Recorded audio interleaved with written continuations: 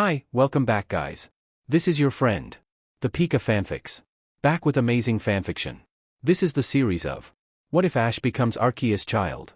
Now before starting, please give this video a like and subscribe to the channel if you want more videos like this. Now let's get into the fanfic. Speaking, Pokemon speaking. Speaking through speaking. Pocket monster or Pokemon, for short, the strange and mysterious life forms on this planet. Soaring over heads giving the clouds, and riding the currents undersea, ensuring the mountains' majesty and innovating our many lush green forest, well even our cities are teeming with them.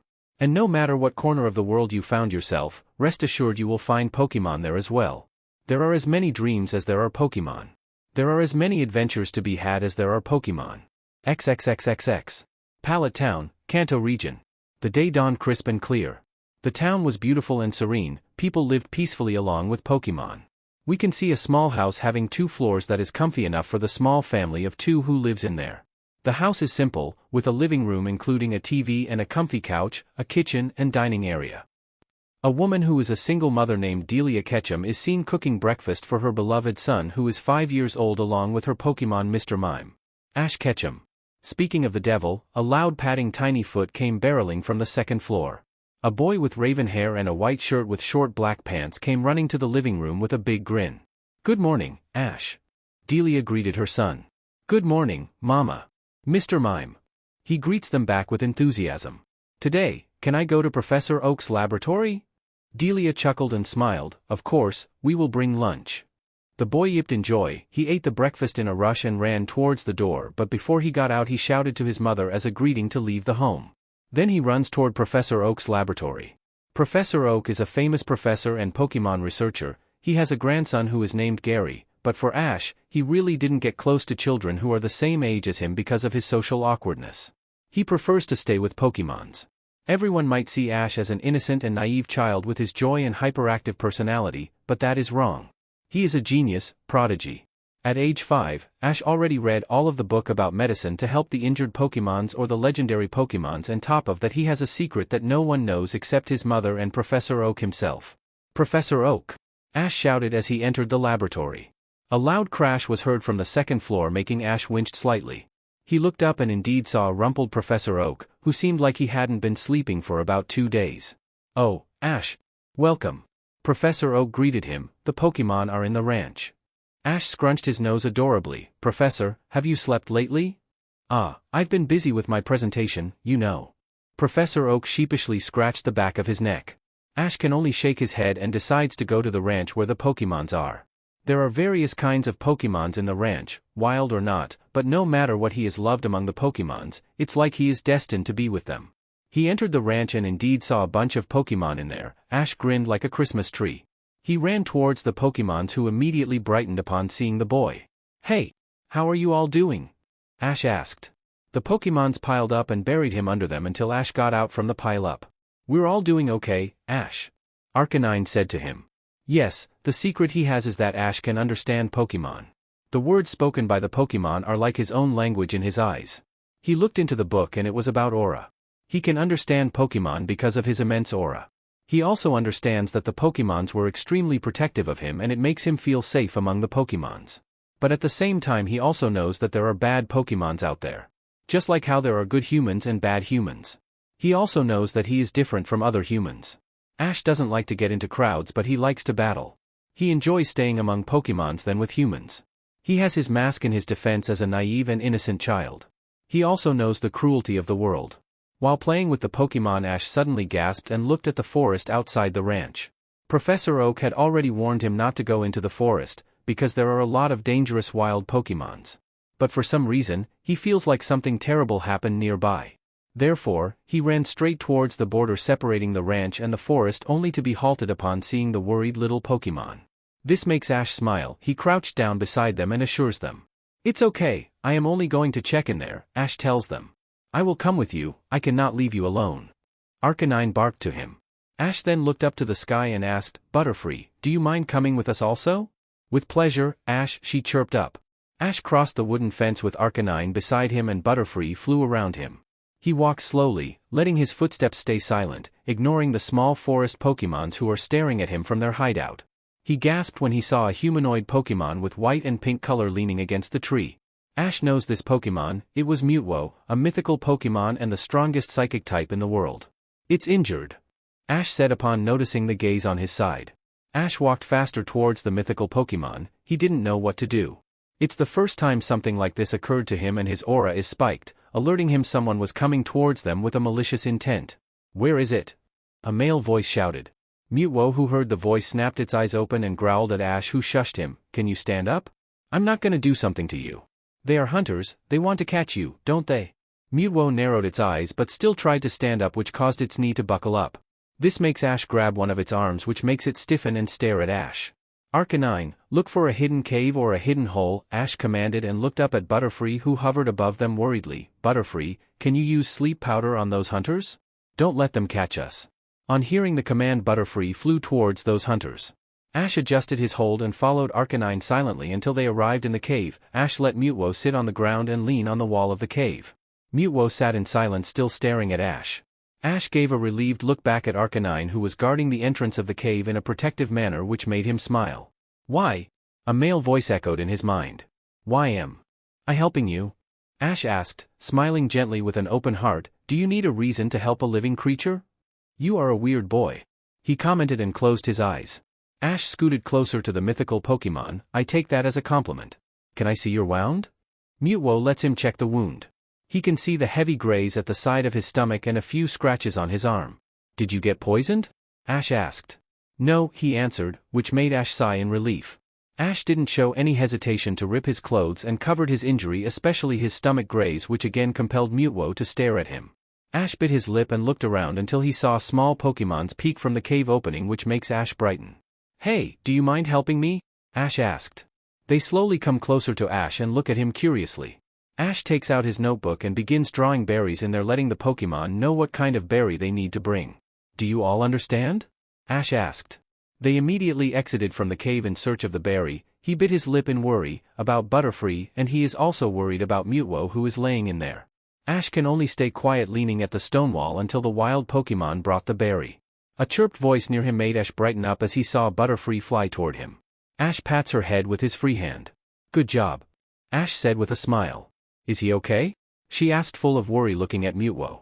Ash gave her a sad smile. He will be fine. Go with Arcanine. We will be fine here. The little Pokemons are looking for the berry. Butterfree flew away and perched down next to Arcanine, who was laying on the ground. Mutwo was unable to say anything about all these, so he just stayed silent. Such a weird boy, but he can feel a strong power inside of him. You can understand Pokemons? He asked telepathically. Yes, I have aura. Even though I still have a long way to go, but speaking to Pokemons is like a second nature, Ash informed him. What is your name? Mutwo asked out of curiosity. Ash Ketchum. He answered with a smile. Mutwo widened his eyes slightly on hearing the name. He can't believe that he met the Chosen One. Speaking of time, 5 years had already passed since the last legendary meeting, and that only happens once in 100 years. Lord Arceus had informed them about the Chosen One, his son in all but in blood and the Prince of Pokemons. A human who will become a guardian, a defender, a savior, a hero, and more importantly someone who will become a bridge between legendary Pokemons and the human world. No wonder he could feel an immense power from the boy. He is Lord Arceus' son after all, and for some reason he feels smug to other legendary Pokemons that he met the Chosen One first. I'm sorry. The boy's voice broke the silence in the cave. What for? He asked. Ash looked at him. Sorry for what those hunters did to you. I know that you are made by scientists using Mew's DNA. This world has both bad and good. Not all humans are bad. Why are you telling me that? He asked curiously. Well, I didn't want Pokemon to have hatred towards humans just because they met with bad people. Ash said with a shrug. I need to bring you to Professor Oak so that he could get you checked up. You have a heavy injury. Don't worry, he is like my grandfather. He can be believed. As on cue, the Pokemon brought the berry to the cave. Ash pats their head in gratitude and lets Mutwo eat the berry to regain his power and heal his injury. But he is still worried. After finishing eating the berries, Ash stands up from the ground along with helping Mutwo to stand up. He can see that he got better. Can you make yourself invincible? Ash asked. Mutwo makes himself invisible with Ash, who grabs his hand in silence. He looks at the boy, who walks without fear back into the ranch accompanied by Arcanine and Butterfree. The boy, Ash, his hands feel warm in his wrist. Ash can feel Mutwo's nervousness the closer they get into the laboratory. Therefore he gives a comforting squeeze in his wrist and walks inside the laboratory calling Professor Oak.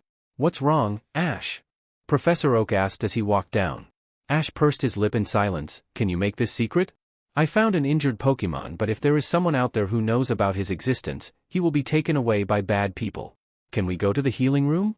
Professor Oak gave him a serious look and nodded. "Follow me." Ash still had Mutwo's wrist in his hand until they arrived in the healing room. Professor Oak closed the curtains to give them some privacy. "What injured Pokemon?" Professor Oak asked worriedly. "This one." Ash nudged Mutwo, who then became visible. Professor Oak widened his eyes and became pale like a ghost when he saw the legendary Pokemon in front of him. The strongest psychic Pokemon is in front of him, but when he saw the wound, he pushed away those thoughts. "Hello, Mutwo. I'm Professor Oak. Don't worry, can I heal you?" he asked kindly. Ash gave a squeeze to Mutwo's wrist again, and this of course didn't get missed by the professor, who was still waiting patiently. "Okay," Mutwo said using telepathy, which makes Professor Oak flinch slightly because he hasn't got used to it. While Professor Oak treated Mutwo's injury, Ash stayed beside the mythology Pokemon's bed in utter silence. He also didn't forget to mention what happened to the Pokemon while the professor bandaged his wounds. The professor heard everything and was looking grim. "I see, I will tell Police Officer Jenny and the League about this," Professor Oak said in a firm voice while tightening the bandage. "And done. Now Mutwo, I need you to rest up clearly because your injury is heavy." "Thank you, Professor." Mutwo appreciated it. "What are you gonna do after you get healed? Did you have somewhere to go?" Ash asked curiously. "Not really. I always wander around," Mutwo answered. Ash grinned. "Well then, do you want to stay with me? Do you want to catch me?" he asked, and Ash could hear a defense in his voice, but he ignored it. "No. That is your choice. I didn't want to forcefully catch a Pokemon," Ash said firmly with a scowl, and Mutwo was taken back upon hearing it. "Anyway, I'm sure Mama will be happy to have someone to live with us. I'll take that offer then," he said. "Yeah. New friends. New family." Ash cheered up with a huge grin. Delia stares at the humanoid Pokemon in front of her. She might not be a trainer, but she is a breeder, and she knew this Pokemon and how dangerous it could be. But when she saw her son smiling brightly, she gently pats Mutwo's head, who stiffened from the contact, and that didn't get missed from the observant gaze of Ash and Delia. "Welcome, Mutwo. I'm Delia, Ash's mother. I'm sure you must be hungry," she said kindly. After a few days of staying at Ash or the Chosen One's house, Mutwo could feel a warm feeling in his chest. Ash didn't catch him, but their relationship became close to each other. He looks at the boy who had fallen asleep while reading a thick book about aura. He once asked Delia about Ash's aura, but she just shakes her head. "I also didn't know. No one in our family has aura, and that's why Ash is special. I also noticed that the Pokemons become protective of him. It's like Ash is their beloved prince." "Are you worried?" he asked after a long silence. Delia smiles at the legendary Pokemon. "I am worried, of course. It's a mother's job to worry about their son, but I know that the Pokemons will protect him. He is loved by all the Pokemons, whether legendary or not." At this she gave a secretive and amused smile. "That child took a liking to you. He looks up to you like a big brother." Mutwo blinks from the memory and looks away from the window to the boy who had fallen asleep on his bedside wall. He uses psychic power to levitate the boy and fixes the blanket to cover his small body. He even levitated the book back into the bookshelf. XXXXX. A week has passed. Mutwo has fully healed. Professor Oak was able to heal all of his injury. The whole time Ash stayed quiet and stood beside his mother. He knew that Mutwo might go away and he didn't like it. Ash felt lonely without Mutwo at his side. Who was gonna stay beside him, to calm him down when there was thunder except his mother? Who's gonna stay beside him when he gets bullied? Who's gonna stay to play with him? Who will tell him a story about the mythical Pokemon? Who's gonna comfort him when he cries because got looked down upon? He knew he was not supposed to be selfish, but he liked Mutwo. It was just a week, but he was close to him. He didn't want him to leave. Half of him wanted to let him go free, but at the same time half of him didn't want his brother to go away. "So, are you gonna go back to your own?" Professor Oak asked. Mutwo only stays quiet. With Ash he clenches his hand tightly. He knows that he is mature, he is never selfish, he is never greedy, he never wants anything. He knows how busy his mother is, in order to support him, but just this time he wants to become selfish. "No," Ash muttered. "Ash?" Delia asked, looking down at her son, who clenches his hand with unshed tears. "No," he said a bit louder, "I didn't want him to leave." "Ash, what are you talking about?" Delia asked, a bit surprised. It's the first time that her son wanted something. She didn't remember when Ash became selfish. She looked at Mutwo, who stared at Ash in silence. Delia didn't remember when Ash cried except for a baby, of course. Ash! Delia shouted as she saw Ash running outside from the checking room. Oh dear. It's okay, leave him to me, Mutwo said to them. He disappears, leaving Delia and Professor Oak alone in the checking room. Professor Oak hummed in silence. I think I need to find a Pokeball for him. Professor Oak commented, amused. Ash wiped out the tear from his eyes with his sleeve. He realized that he had come to his favorite place where he could see the ranch from the hill. He stiffens when he senses the strong presence beside him, but then Ash relaxes as it is the same strong presence that can protect him from the storm. You ran away before you even heard my answer, Mutwo said, breaking the silence. Mutwo sighed when Ash stayed quiet. He sniffled, folded his knee in his chest and looked away from Mutwo. Stubborn, he thought, amused. Mutwo sat beside the boy sighing. In my whole life, I have been a wanderer, I have no home. A lot wanted me to be captured because I'm a legendary Pokemon, the strongest psychic in the world. I felt lonely until you saved me. You showed me the kindness in this world, gave me delectable food, provided me a place to call home. Ash still stayed silent, but he was paying attention to what Mutwo was saying to him. It's not only you who can feel the connection, Ash? Mutwo said. Ash took a sharp breath upon hearing this.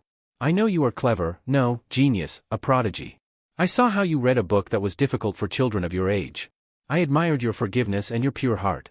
I know you were surprised when you heard my name, why? Ash asked. Clever question, you are popular among Pokemons, Ash. You are the chosen one, Prince of Pokemons and son of Lord Arceus, all but in blood. Mutwo drops the bomb. Ash widens his eyes and snaps at the mythology Pokemons who have a serious look. Did you not feel weird that you can talk to Pokemon? Ash was at a loss of words and stared at the distance, remembering about his aura power and about his natural use of aura to communicate with Pokemon, overprotective Pokemons. He exhaled, now everything made sense to him. I see, Ash muttered. Did you regret knowing about it? He asked. Ash closed his eyes, took a deep breath and exhaled. Nonsense. I prefer to know an ugly truth than a pretty lie. Nothing has changed. If there are Pokemons or people who need help, I will help them. I cannot leave them alone. Humans are also the same. Just like Lord Arceus said, such a pure heart kid. He thought and patted his raven hair, which made it stand up. Let's go home. Home. Ash looked wide-eyed towards Mutwo, who has an amused smirk. Do you think I left you alone? He asked Ash, and Ash was pretty sure that if he has an eyebrow he must be raising one of them right now. Come on, Delia must be worried. Ash wipes his tears away and gives a pleasant smile. He grabs one of Mutwo's fingers in his little hand. It reminds Mutwo of his 4th day when Ash got too excited and got lost in the forest until he found him sobbing and lunged into his chest in relief. Little brother, huh? Mutwo thought. An affectionate smile came to his face. I don't hate it, he said to himself before teleporting them back. A bunch of voices echoed in Ash's mind. It's already been a few months since Ash caught Mutwo. He decided to sleep in a Pokeball, and in the morning, he will come out, since Ash didn't like for his Pokemon to be locked up in the Pokeball. It was weird, but for him, it was comforting that he is not alone. Ash slowly opened his eyes and saw a bright light blinding his eyes, make him hissed. He blinked numerous times until he gasped when he was in bright white, golden hall with the legendary Pokemon surrounding him circled in their own seats. He can see Mutwo sit beside the real Mew, who giggled. He looks at the center where he can see the Lord of Time, Dialga, Lord of Space, Palkia, and Lord of Distortion World, Giratina. Don't fear us, my beloved child. A booming powerful male voice come from the throne. Fear? Ash didn't feel fear, but more than fear, he felt comforted. He knows these Pokemons can end his life in a flick of their breath, and yet he feels comforted. He needed to learn about common sense, he noted in his mind. A white horse shape cleared up from the light. It was the original one, Lord Arceus. For some reason, his aura seems like singing in joy when he meets this god. It seems that your aura excited, Arceus said with amusement. Oh, hello, I guess. I heard about you from Mutwo, so. Ash shrugged, glanced at Mutwo for help only to get an amusement look. Traitor, he though. We are watching over you, young Ash. Arceus said, took attention of the boy who looks up at those green and red eye. Okay. Ash blinked, tilted his head in confused, waiting for the original one to continue to talk. We watch over you helping Mutwo from those hunters, we watch over you helping the Pokemon and human. Finally, we met. My child, Arceus said, making Ash blink in silence. Did you know your identity, little one? Chosen one, Prince of Pokemon and your son all but in blood. Ash claimed. Yes, indeed. It seems that Mutwo told you. What do you think about this heritage of yours, Ash? Arceus asked. Ash only stay quiet and subconsciously clenching his chest pajama clothes. He is still 5 years old, but Mutwo already told him what might happen in future, and honestly, it was scary. Ash breaks the silence. He clenches his clothes tightly and looks down at the ground. Mutwo told me what happened in future. Honestly speaking, I was scared. Why is it me? Why not the other people? There are a lot of people who are willing to help Pokemon, but why me? I cannot find the answer. Mama also worried about my well-being when I began to travel, but that mother job was worried about their children. Ash chuckled, loosened up his tense shoulder and let his hand stay in his hip. He looks up at Arceus with bright brown eye and bright genuine grin. If I am never done it, then it's worth a try. Besides, I was not alone. I have a family beside me. Pokemons, Mama, Professor Oak. Also. He grinned mischievously at Mutwo. I have best big bro at my side. Arceus wide eyes slightly along with other legendary Pokemon who stare at Ash like he is some kind of puzzled. Ash grinned and looked at the legendary Pokemons who stared at him, and he didn't even back away from the bunch of legendary Pokemon who stared at him. I'm not alone. Ash declared, spreading his arm with a genuine smile. If I am Arceus' son, then I have big brothers and big sisters. I have a big family. Isn't it? The hall was in silence. Perhaps it was the longest silence in history until Arceus broke the silence. You're right. You have big brother and big sister, Arceus said with fondness. Mew first, who break from stun, slammed her little body into Ash little body, make him caught Mew and twirled him, make Mew giggle along with Ash, who grinning. I heard you all from Mutwo, but it's the first time I saw you. Nice to meet you, Mew. Ash said, embrace the cat Pokemon, who giggled. Ash took a sharp breath when Arceus stepped down from his throne, float down to him. He knew that Arceus is majestic, but he didn't know how enchanting he looked. Ash, who still held Mew in his arm like some kind of pillow, let go of her, who giggled and floated around him until Arceus bent down close to Ash. Ash didn't know what comes to him, but his hand touched the side of his head, make some of the legendary took a sharp breath that suspiciously like gasp, but Ash ignored it. He can feel warmth in his palm, and he didn't know, but he was closer to him and embraced the original one, circling his little hand to his massive neck. Soft. Warm. Ash clench his fur, hissed in pain when a massive headache comes to his head. He can see a memory of Arceus born, the birth of the legendary Pokemon, Pokemon history, and the important memory of the important information. He clutched Arceus' white fur when his knee gonna buckled up and a black spot dancing his eyes, but before Ash can pass out, he can hear Arceus' whisper voice in his ears. Use it very well and do what you want to do, my son. We are all connected. XXXXXX. Mutwo gets out from the Pokeball and immediately looks at Ash, who already woke up whimpering and whining in headache pain, makes Mutwo winched. He touched his forehead and Ash leaned to his cool hand. Such a rude. I think I gonna sick for today, Ash whined in his bed. Yeah, I'm gonna tell Delia about your headache. Mutwo said. Please do, Oni-chan, Ash whined under his duffet blanket. Ash took a deep breath and closed his eyes to enter his mind palace after his mother checked over him and gave him medicine to ease his headache. He needed to organize everything when he got a bunch of information from Arceus, he meant father. Ash squinted his eyes weirdly to call God of Pokemon, Lord Arceus, as father, but well, he didn't mind though. He stays in Mind Palace organizing his memory everything, he remembers every information, and he also needs to discuss with Mutwo his new information to their mother and Professor Oak. Ash opened his eyes when someone shook his shoulder, only saw his brother face. He blinks once, twice. Lunch, you need to eat. Mutwo said. Ash exhaled, sat in his bed, gave a huff, took the bowl of porridge in his lap. Thank you, Oni-chan. No problem, Mutwo respond. Ash eats the porridge slowly, say, am I need to keep this secret? Or I can tell Mama and Professor Oak about this. It's up to you, but I trusted those two. Mutwo said, leaned into the window. Ash hummed and let Mutwo levitate the empty bowl to the desk. He flopped back into the bed and back to sleep in no time, leaving Mutwo to look at the 5-year-old boy in silence. Ash might didn't notice, but he already wormed into those legendary Pokemon cold heart. He managed to melt his cold heart. After the meeting and sending Ash back into his dimension, the Pokemons only stay quiet. Perhaps that was the quietest thing that happened in the original hall. Such a weird kid. Giratina break the silence first. He has a burning flame burning brightly, Ho-Oh comment. Interesting kid. Kyurem comment in amusement. Oh? I never saw you so interested in someone before. Kyurem. Zekrom comment. I'm also interested in him. Reshiram comment in amusement. Mutwo leaves the hall first since he needs to check on his little brother. He leaves with a smug feeling in his chest. Mutwo looks at the boy who gives him a home, a family, a friends, a new world. He will do anything to protect the prince, and he has no doubt that the other legendary also has the same though. And speaking of the legendary, he looks at the window who has a pink cat floating in there, make Mutwo smirked open the window, and as expected she snuggle into Ash's chest, who snuggle into Mew warm fur. XXXXX. Ash woke up at next morning. He felt much more relieved after resting and organizing everything in his mind palace. He felt a soft fur in his chest make him glance down, saw a pink cat Pokemon in his chest make him hummed, look up at the ceiling. Oh, you woke up? Mew female voice echoed in his mind. Yeah. Where is Onii-chan? Ash asked to sit up from bed, rubbing his eyes. Here, you woke up, how is your head? Mutwo asked from the window couch. I'm already healed.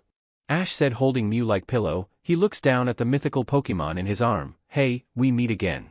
We meet again, Ash. Mew giggled. Ash climbed down from the bed with Mew, who perched on his head. He went to the bathroom to take a warm shower and clean himself with Mew, who played with her bubble. He then gives a usual embrace and kiss to Mutwo cheek. I think we better tell Mama about what happened. Ash said to Mutwo, who hummed. Ash went down to the dining room and saw his mother, who was frozen when saw Mew in his head. He greeted his mother, who broke from her trance and greeted him back. Welcome, Mew-chan, Delia greeted her, who waved her adorable paw to her. They eat breakfast with Ash, who finished eating, waiting for his mother, who finished washing the dishes. He then saw his mother sit beside him waiting for Ash to begin speaking first. Therefore, Ash opened his mouth and told her everything that happened while playing Mew in his lap. After telling everything, Delia only stay quiet for a few seconds, then she pats Mew's head, makes her look up to her. Ash might bring trouble wherever he goes, but please protect him, Delia said to Mew with the gentle voice. Mew only stayed quiet and stared at the woman, who didn't back down until she giggled, snuggled into Delia's cheek and made Ash grin. I'm sure you want to tell Professor Oak about this, yeah? Delia asked, patting Mew back. Yeah. Ash nodded. Well then, let's go. Delia stand up. On the way to Pokemon's laboratorium was in silence except with Delia, who asked a few questions to Ash. Mutwo and Mew became invincible, but Ash still can feel them using his aura. They arrived in the lab and talked to Professor Oak about this. He was shocked when saw Mew, but he welcomed her as Delia did. Also, I have this kind of mark. Ash showing Arceus mark in his left upper chest where his heart beating. Ash, it's better if you keep this secret from everyone, alright? Professor Oak state. I'm not stupid, I know. Ash said, fix his clothes. Well, what do you want to do? Professor Oak asked. What? He looks up to the professor. You are still 5 years old, you still have a long journey in future. It's up to you. I can't force you to become my assistant, and besides it also makes the other professor suspicious, Professor Oak concluded. You're right. Ash trailed, brushing Mew fur with his hand, stared at the dozed-off mythical Pokemon. He grinned, there's still much time, let's take a slow step. In the end, Ash lay in the ground after playing with Pokemons in the ranch. Mew needs to go back into the tree of beginning in Rhoda to do her duty. He sat under the tree reading about aura. Do you want to learn the aura movement? Mutwo asked. Yes, this healing pulse is convenient and this calm pulse also important. Ash comment. Then do what your heart desires. He state, make Ash hummed. Learning aura is Ash's goal after he learned his inheritance. It is also his goal to be able to use aura for Pokemons and people. XXXXX. A year has passed. Ash was 6 years old when he first met the legendary fire dog, Entei. He can heal a simple scratch using his healing pulse and can calm the Pokemon down using his aura. It was massive progress, but for Ash, it was not enough. He often saw Professor Oak treats injured Pokemon or abandoned Pokemon, and it hurts him to see the innocent Pokemon get abandoned because they are weak. Ash was in forest again with Mutwo beside him. It was his routine. Dash, wake up at 7.00. Dash. Meditate 7.00 to 7.30. Dash. Go take shower 7.30 to 8.00. Dash. Breakfast 8.00 to 8.15. Dash. Reading book 8.15 to 10.00. Dash. Go to Professor Oak Lab, Forest 10.00 to 12.00. Dash. Lunch at Professor Oak Lab, sometime back home 12.00 to 13.00. Dash. Learned aura 13.00 to 15.00. Dash. Free time, then go home 15.00 to 17.00. Dash. Go to rest, free time until sleep. His routine got help from Mutwo, and he also learned Arceus power with help of Mutwo, of course. He is connected to other legendary Pokemon, therefore he can feel them. It's like he was some kind of sensor. Ash walked around the forest helping the injured Pokemon, calming the Pokemon who was fighting and trying to solve the conflict until he halted when he saw him. He stands majestically like a king of forest, a burning fire eye stared at Ash Brown Eye until he gives a smile. Hey, it's been a year we last met. Entei, Ash break the silence. Indeed we are. He responds, make Ash smile. Is this your territory? Ash asked, looked around, notice a bunch of fire Pokemon. It is indeed. Entei respond. Ash walked toward him and Entei didn't try to run away from him, so it won for him. He touches his brown fur, which is soft and warm. You know what, I told my mom about this and Professor Oak, who is like my grandfather, Ash said to him first. Oh? Ash told him what happened in the past year. He even told him his practice and his goal. He didn't know when he became comfy with the legendary Entei, but for some reason he felt safe. And yet are you still hesitant? Entei asked. Perhaps. Ash leaned his weight to Entei back. I didn't know which path I want to go. Entei stare at the boy in silence until he lifts the boy by the back of his clothes like he was some kind of kitten. He put his down in front of him. It's up to you, you don't need to hurry. No, we are beside you. Chosen 1-inch Entei said. Ash nodded and grinned. Oh yeah. Do you want to visit the ranch? Mama cupcake is delicious. Sometimes, little one. Entei said to him, nuzzle to his cheek when saw a pout.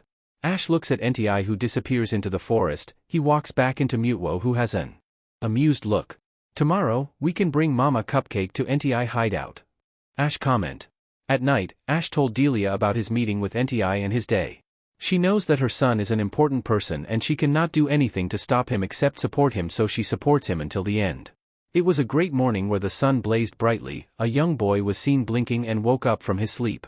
The boy is only 7 years old. He has a raven hair, black and a brown eye. His name is Ash Ketchum. It's already 2 years since he trained his aura and he already can use healing pulse, calming pulse, and he can use Arceus power a bite. For example, he can grow a flower from the seed or save the withering flower from dying. It was surprising for him when he saw a gold aura come out from his hand and from his chest. It's beautiful like Arceus color. A few weeks after meeting with Entei, Ash also met with Reiku and Suakun. He also invited them into the ranch, and indeed a few weeks after he met with the 3 legendary beasts. They come into the ranch and make Ash grin.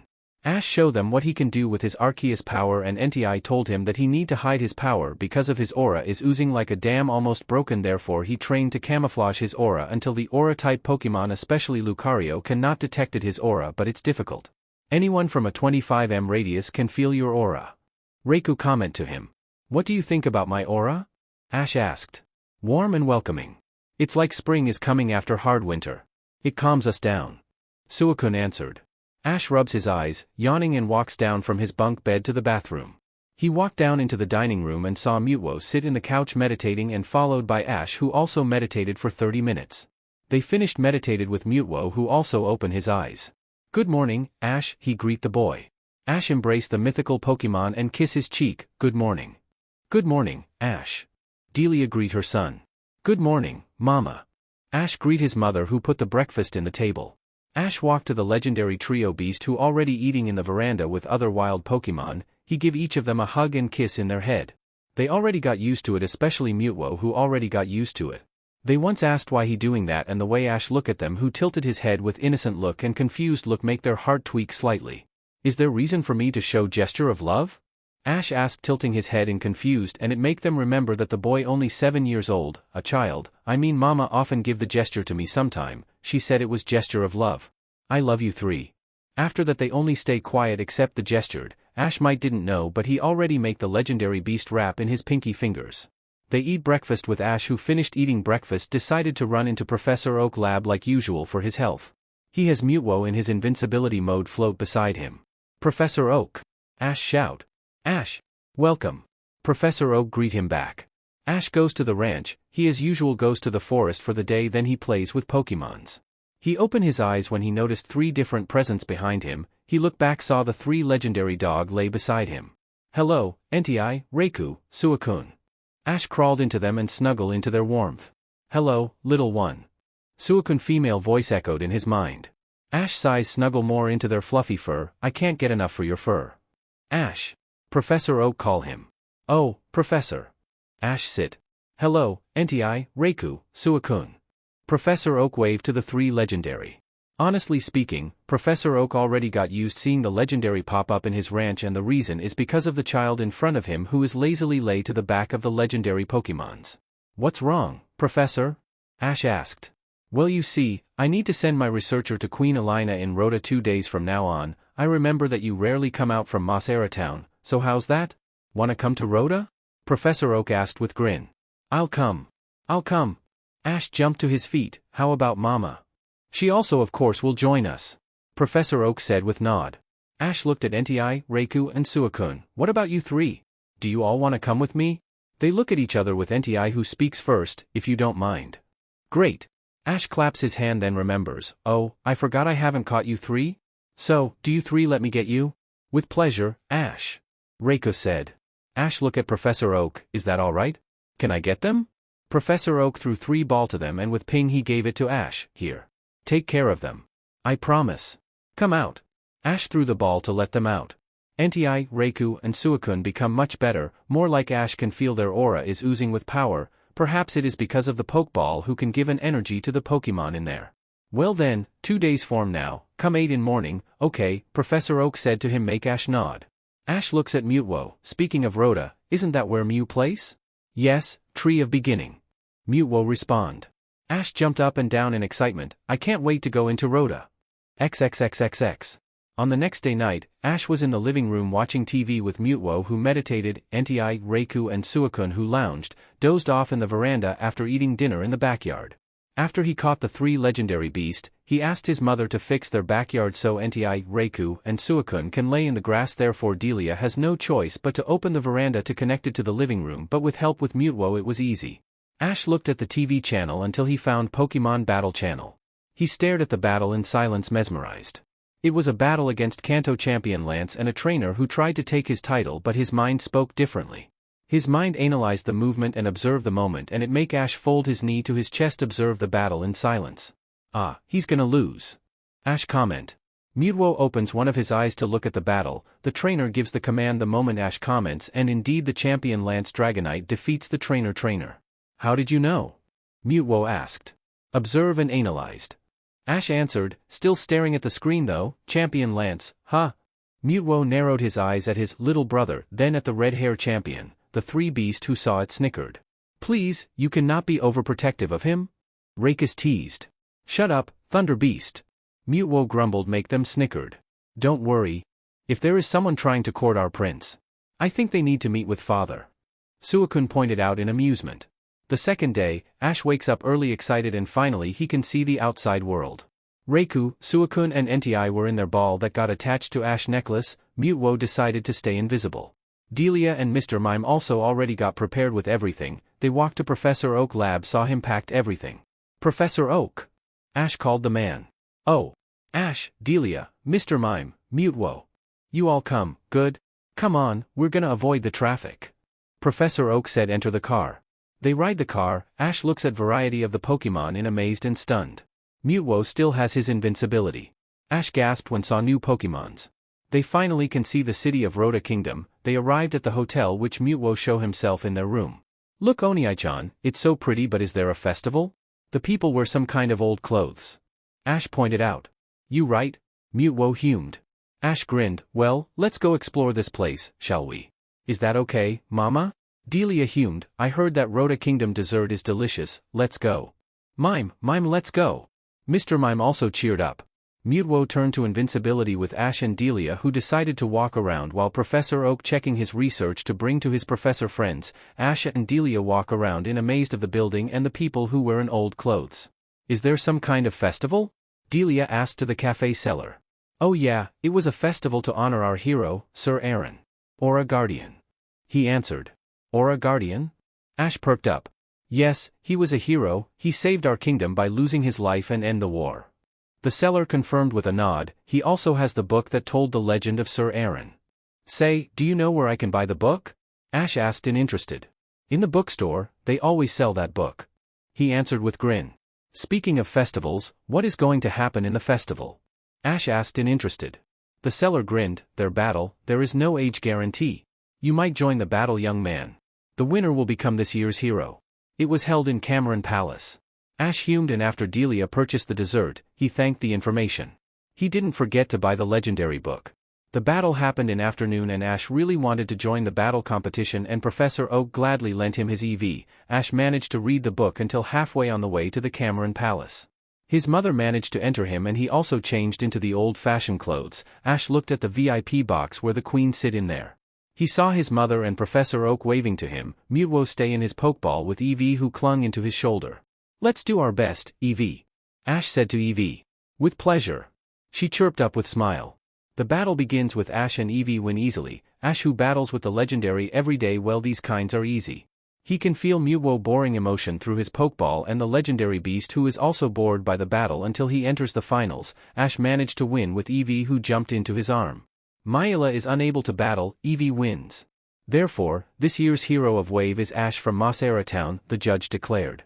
We did it. Our first competition. Ash said with grin, snuggling into Eevee, thank you for your hard work. On night after the battle, the people gathered up into the hall. Ash was standing in the podium with Mutwo, who turn invincibility stand beside him. Eevee already go back into Professor Oak Pokeball. Queen Aileen holds Sir Aaron's staff in her hand. This is hero staff, said to be held by the hero of Wave, Sir Aaron. Only the one chosen as the hero, by winning the battle that held at festival, is allowed to hold this.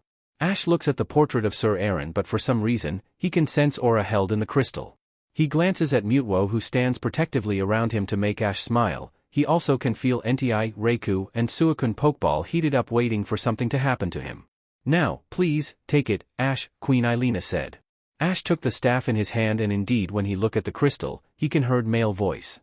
Why? Ash looks at Mutwo's side, who didn't move an inch. He stares at the crystal in silence, ignoring the queen's speech to begin the ball with Ash, who sits in the chair with his staff in his hand.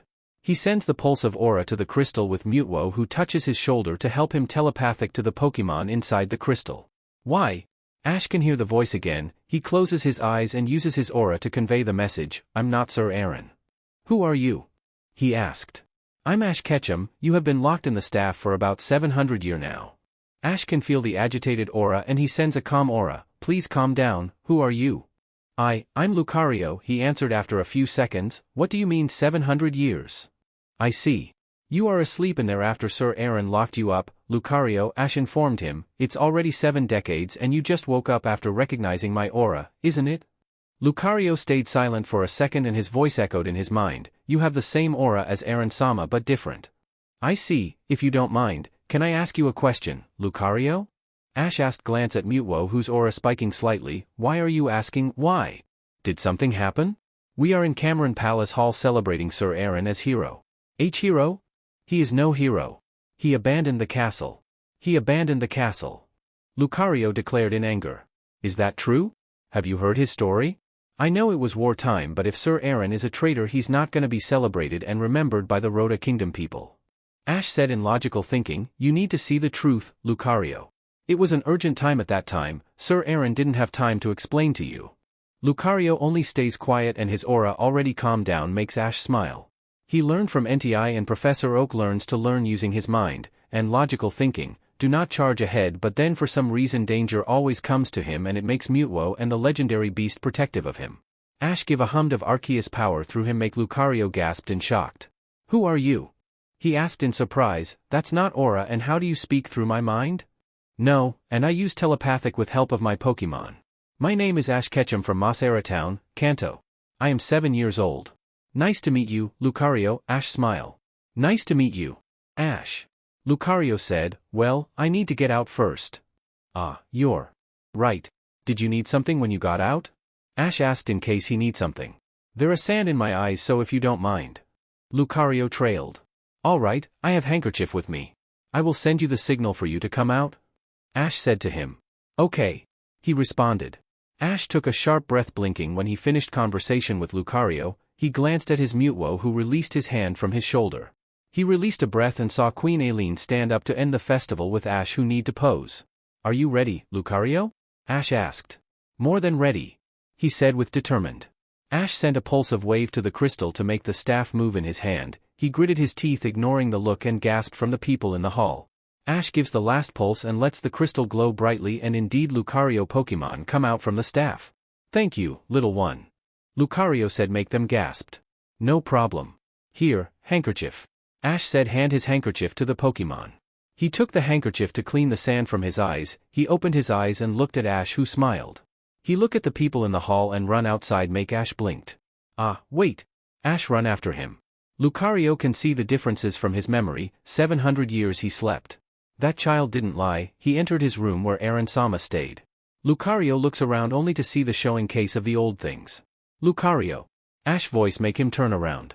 The light got turned on, showing Queen Aileen, her maid, and Ash standing in there. Lucario look at the exhibition. This is. Lucario muttered. Queen Lean is my ancestor, my name is Aileen. She walks to Lucario and embraces him, giving a sad look. You have been sleeping for a long time. Been sleeping. He uttered. Look around. For you, it might be just like yesterday, but for us, these are ancient events. Queen Aileen said. They decided to go into the throne room. Ash got worried by Delia in the throne room, but he assured her that he will be fine. Besides, he has 4 legendary Pokemon in him.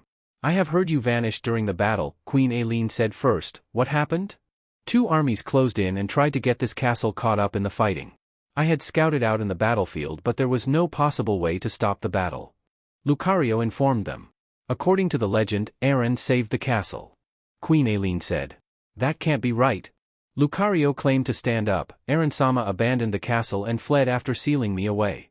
Ash only stayed quiet with his mind working fast to connect the dot, while Queen Aileen, who said that there was no way to know the truth and she welcomed Lucario and Ash family to stay in the castle. He ignored the queen in silence, looked at Aaron and at Lucario. According to the legend, he saved the castle and locked Lucario, but according to him, he can abandon the castle. Why? Ash folded his arm together in front of his chest with frowned. Speaking of aura, Ash. Lucario call him, make him blink. Yes? He asked, blinking. I sense another aura beside you. He state. As expected of you, valiant knight. Mutwo's voice echoed in their mind, showing himself. My name Mutwo, descendant of legendary Mew. Mutwo? Queen Aileen wide-eyed in surprise, stunned. Strongest physic Pokemon in the world. Ash only hummed. Look at Lucario, who wide-eyed kneel as greeting to Mutwo. Only got told to stand up by Mutwo since he didn't really like a formality until Ash, who silent blink like got electric. Ah? Ash claimed to understand. Aaron locked Lucario, save castle, abandoned. No. Mutwo looks at Ash. I presume you connected the dot. Ash looks at Lucario, who is confused. He understands now why he abandoned the castle and locked Lucario up. He walked to Lucario with tear come out from his eyes. No, that is too sad. Ash muttered, but his voice echoed through the throne room. He walked to Lucario and embraced him tight. You are loved. You are loved by Sir Aaron. Lucario only confused until Mutwo touched his shoulder and let Ash let the Pokemon go from his embrace. He still has his hand in Lucario's arm. He bit his lip in silence. He wanted to save this one. He needed to see the truth and be free. Ash blinked. Look at Mutwo. Oh yeah. Did you remember the, time flower? Ash asked Mutwo. Mew told us about this before, right? You right? If we got time of flower in the tree of beginning, we might be able to see the truth. Mutwo nod. Ash looked at his mother in desperate, please. Ash, go to tree of beginning is dangerous, Delia state. Ash clenches his hand and looks at Lucario, then at his mother. He deserves it. He sleeps for 700 years. He needed to know the truth even though it was ugly truth. He locked eyes with Lucario with burning determination. You come, right? Of course. He nod. Delia stares at her son. All right. Mutwo, please take care of him. As you wish. He respond. Queen Aileen showing the big tree at the end of the kingdom where Mew stayed. Ash walked into the throne room and saw Lucario staring at Sir Aaron. Lucario. Ash calls him to make him turn around. He enters the throne. According to the legend, Sir Aaron is an amazing person, saving the castle. If my deduction is true, then you are truly loved. Lucario only stays quiet, making Ash give a squeeze in his paw, make him stiffen. Look at Ash back with Mutwo floating beside the boy. He looks at his paw in silence. In the morning, Ash, Delia and Professor Oak were in the castle dining room and saw Lucario also in there. They eat the breakfast in there. How did you two gonna go to the tree of beginning? Queen Aileen asked. Ash's smile took his pokeball. Come out, Entei. Entei comes out from his pokeball roaring loudly. He is different from Mutwo, Entei showing his presence of his aura of legendary Pokemon. He is one of the children of Ho-Oh after all. Entei. Queen Aileen said, breathlessly stunned at his majestic. Entei looks at Lucario, who kneels as a greeting. Stand, young knight. Yes, Lord Entei. Lucario stand up in stunned look at Ash and Entei in confused and yet stunned. Ash touches Entei back. Please help us, Entei. I heard everything. Hop on, chosen one. Entei lowered his massive body. Ash sits in Entei back with Mutwo, who floats beside them. He looks at Lucario grinning. Are you ready, Lucario? More than ready. Lucario declared and determined. Be careful.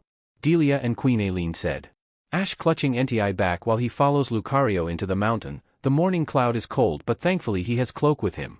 Ash can ask Mutwo to teleport. But if they do that, they might miss something in the way with Ash, who feels like got adventure. It's thrilling though. Entei and Lucario halted because of Geyser. They have no choice but to wait until it calms down. Ash gets down from NTI when saw hot spring make him grin walk to there take off his shoes and sit in there. Ah, so comfy. Ash said in bliss. He looked at Lucario who was in memory of his past, made him grab his paw gently, made him look at Ash. It's so comfy, join us. Ash drags Lucario to sit beside Ash and he has no choice but to dip his feet to the warm water. He subconsciously let the tense away from his shoulder. I remember when Aaron-sama also brought me in here. Lucario said. Ash looked at him and looked up at the blue sky declaring, I didn't believe that Sir Aaron betrayed his own kingdom. He gently squeezed Lucario's hand still looking at the blue sky. That's why we need to find the truth. Hope. NTI chirped up from his place. That's right. Hope. You can't lose the hope. Ash grinned at Lucario who looked at him with an unreadable look. Even small hope is enough to push the despair away. That hope will become your light. I prefer to know the ugly truth than pretty lie. If Sir Aaron really did betray the kingdom, then the person who spouted the lie needs to be executed immediately. NTI and Mutuo snickered with Lucario who looked at their joined hand then at the boy brown eye. You are a strange kid. Lucario comment after a few seconds. I take that as compliment. Ash grin. Soon, the geyser calms down with Ash who rides NTI again. They continued their journey to the Tree of Beginning only to rest when the sun set. Ash made some dinner for the Pokemons. He released Suicune and Thunder made Lucario wide-eyed and stunned to see the complete legendary beast. Ash gave the food to Lucario, sandwich who he hesitantly took. He gives a smile and gives the same food to the other legendary Pokemons. Lucario eats delicious food. Isn't it delicious? Ash asked and earned a nod. Mama is the one who made it.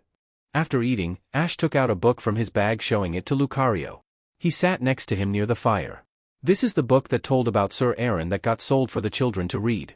I managed to buy it yesterday. Ash informed Lucario who stared at the drawing of Sir Aaron. Let's read it together. Ash read the children book together with Lucario. He can see numerous emotions through his eyes but he can only stay quiet reading the book because the word is different from the ancient time. And that is how Sir Aaron became hero? Ash finished closing the book. He's amazing. Saving his beloved nation, he is trusted by the people and risked his life. Trust? You can't trust people. Lucario claimed. Ash put the book away glance at Mutuo who look away. He took Lucario paw in his hand and give a calming aura. Yes, you cannot trust people. Ash said in agree make Lucario look at him in confused. You see, Mew once got captured by the evil organization. The leader of the organization managed to took Mew DNA. They make a new Pokemon using Mew DNA and thus Mutuo born and yet those monsters still hasn't satisfied yet. They put bunch of Pokemon DNA into Mutuo therefore he called as the strongest Pokemon. Lucario only stay quiet listening to Ash's story and at Mutuo who float away from his past. He got controlled by those monsters, he got told to make destruction and he cannot defy the leader because he got tortured until Mew herself come to stop the destruction and thus the legendary Mutuo born but the past cannot run away from him, the evil organization still looking for him but now he is belong to me and with his power who also didn't got locked and controlled he is free. I meet him when he runs away from the hunters who want to capture him, Mutuo gets heavily injured and I who is near the place can sense his distress aura. I immediately went to him, I managed to save him and then he has no home therefore I suggested that he stay with me. Ash explained to Lucario who opened and closed his mouth until he found his voice, but then the organization will target you, isn't it? Perhaps. Ash leaned into Lucario's space who was stiff but relaxed, but, Mutuo is my big brother, there are a lot of the bad people who want to catch the legendary Pokemon. NTI and Reiku are my big brother and Suicune is my big sister. I will do anything to protect them even if I lose my life. Ash looked at the night sky, he took a deep breath with him looking at the river. He began to sing that echoed through the silent night. In my eye and in my way. In the sky so far away. Are you hiding in the gray? I am on my way to find you. Lucario stared at Ash in silence, a small body but his voice echoed through the night wind. In the shadow where you lay in the darkness I'll be praying one by one in a lonely lullaby. Lucario stared in silence with the Pokemons who was already sleep, his storm emotion is already calming down. Dancing like a lonely feather. In the windy weather looking for a beacon and some clarity. Long to fly again together and I wonder whether we will ever find our melody over mountain and below the stars light my way so I know where you are. And find me. Anywhere and anytime I sing my song for you. Ash finished sleeping saw the legendary Pokemons already sleep make him smile pat their head in fawn then he saw Lucario stare at Ash in silence until a warm small hand pat his cheek make him blink took a shaky breath. You are fine. Ash said. Ash sat beside Lucario cocooned into his blanket. He leaned into Lucario's side closing his eyes in silence with Lucario who also decided to close his eyes. XXXXX. In the morning, they begin the journey again.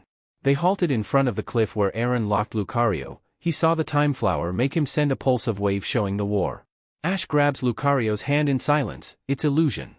The memory showing that Aaron threw his staff to the ground in front of Lucario and he who was absorbed to the staff, the memory also showing Aaron who flew with his Pokemon.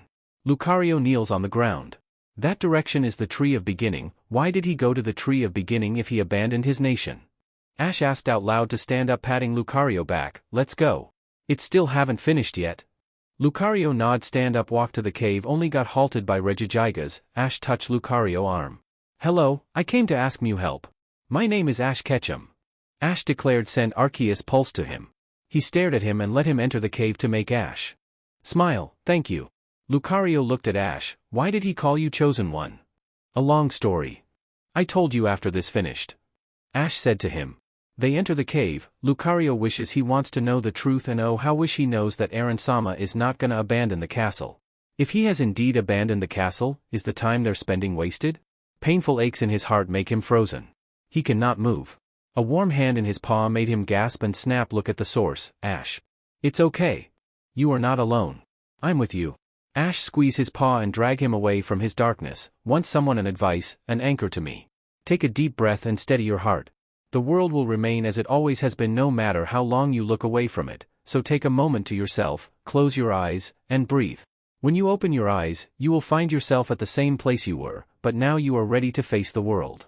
Lucario took a deep breath and followed the advice. Small hand in his paw make his hesitance to go away, his darkness though get free from his mind. They enter the tree. They see the crystal with Mutwo floating next to him. Entei already went back into his Pokeball. Ash touched the crystal, gasped. This tree is alive. Ash claimed in stunned. He leaned into the crystal. My name Ash Ketchum and these two is my friends, Lucario and Mutwo. We need to meet Mew. Can you let us meet her? The crystal glowed brightly and made Ash grin. Thank you. What was that? Lucario asked. Ash walked beside Lucario. This tree is like home, fortress. If we enter without permission they will consider us as threat, therefore I asked for permission. Lucario stared at the boy amazed. You are clever one, are you sure you're only 7 years old? Ash pouted, walked beside him. That rude, I'm 7 years old. He exhaled and gave a sad smile, and yet people didn't like a clever people. They will call you weird, they will shun you, they will mock you because of your intelligence, they will not get close to you because of how advanced you are, and in the end you have no one beside you except Pokemons and family. You have a social awkward because of the trauma of the society. Lucario didn't need to ask, but he knew very well that the person was Ash himself. He didn't understand why those people shunned him because of his intelligence. They come out from the cave stunned by the scenery. They saw a bunch of Pokemons in there. Wow! Ash commented in a stunned blink, shaking his head. Anyway, this is the underground of the tree. We need to go up. Ash and Lucario run to the top to where Heart of Tree is in. Ash followed Lucario's sense of aura until they arrived at the top, and of course Lucario saw Sir Aaron Glove make him kneel in front of the crystal using his aura to sense him, and indeed he is in there frozen. Mew! Mew! Ash shouted, call the pink feline Pokemon. Mew appeared in front of them. Ash? Mew! Ash embraced the cat Pokemons. Long time no see. Mew floats in front of Lucario to make him look at her. She point at the time flower makes Lucario hesitant, but a warm support in his back makes him touch the flower. A memory of Aaron showing from the flower. It shows Aaron who sacrificed himself to stop the war in trade of his soul. Just like I thought, after he sealed you. He comes to the Tree of Beginning and stops the war by himself, but as a result he loses his life.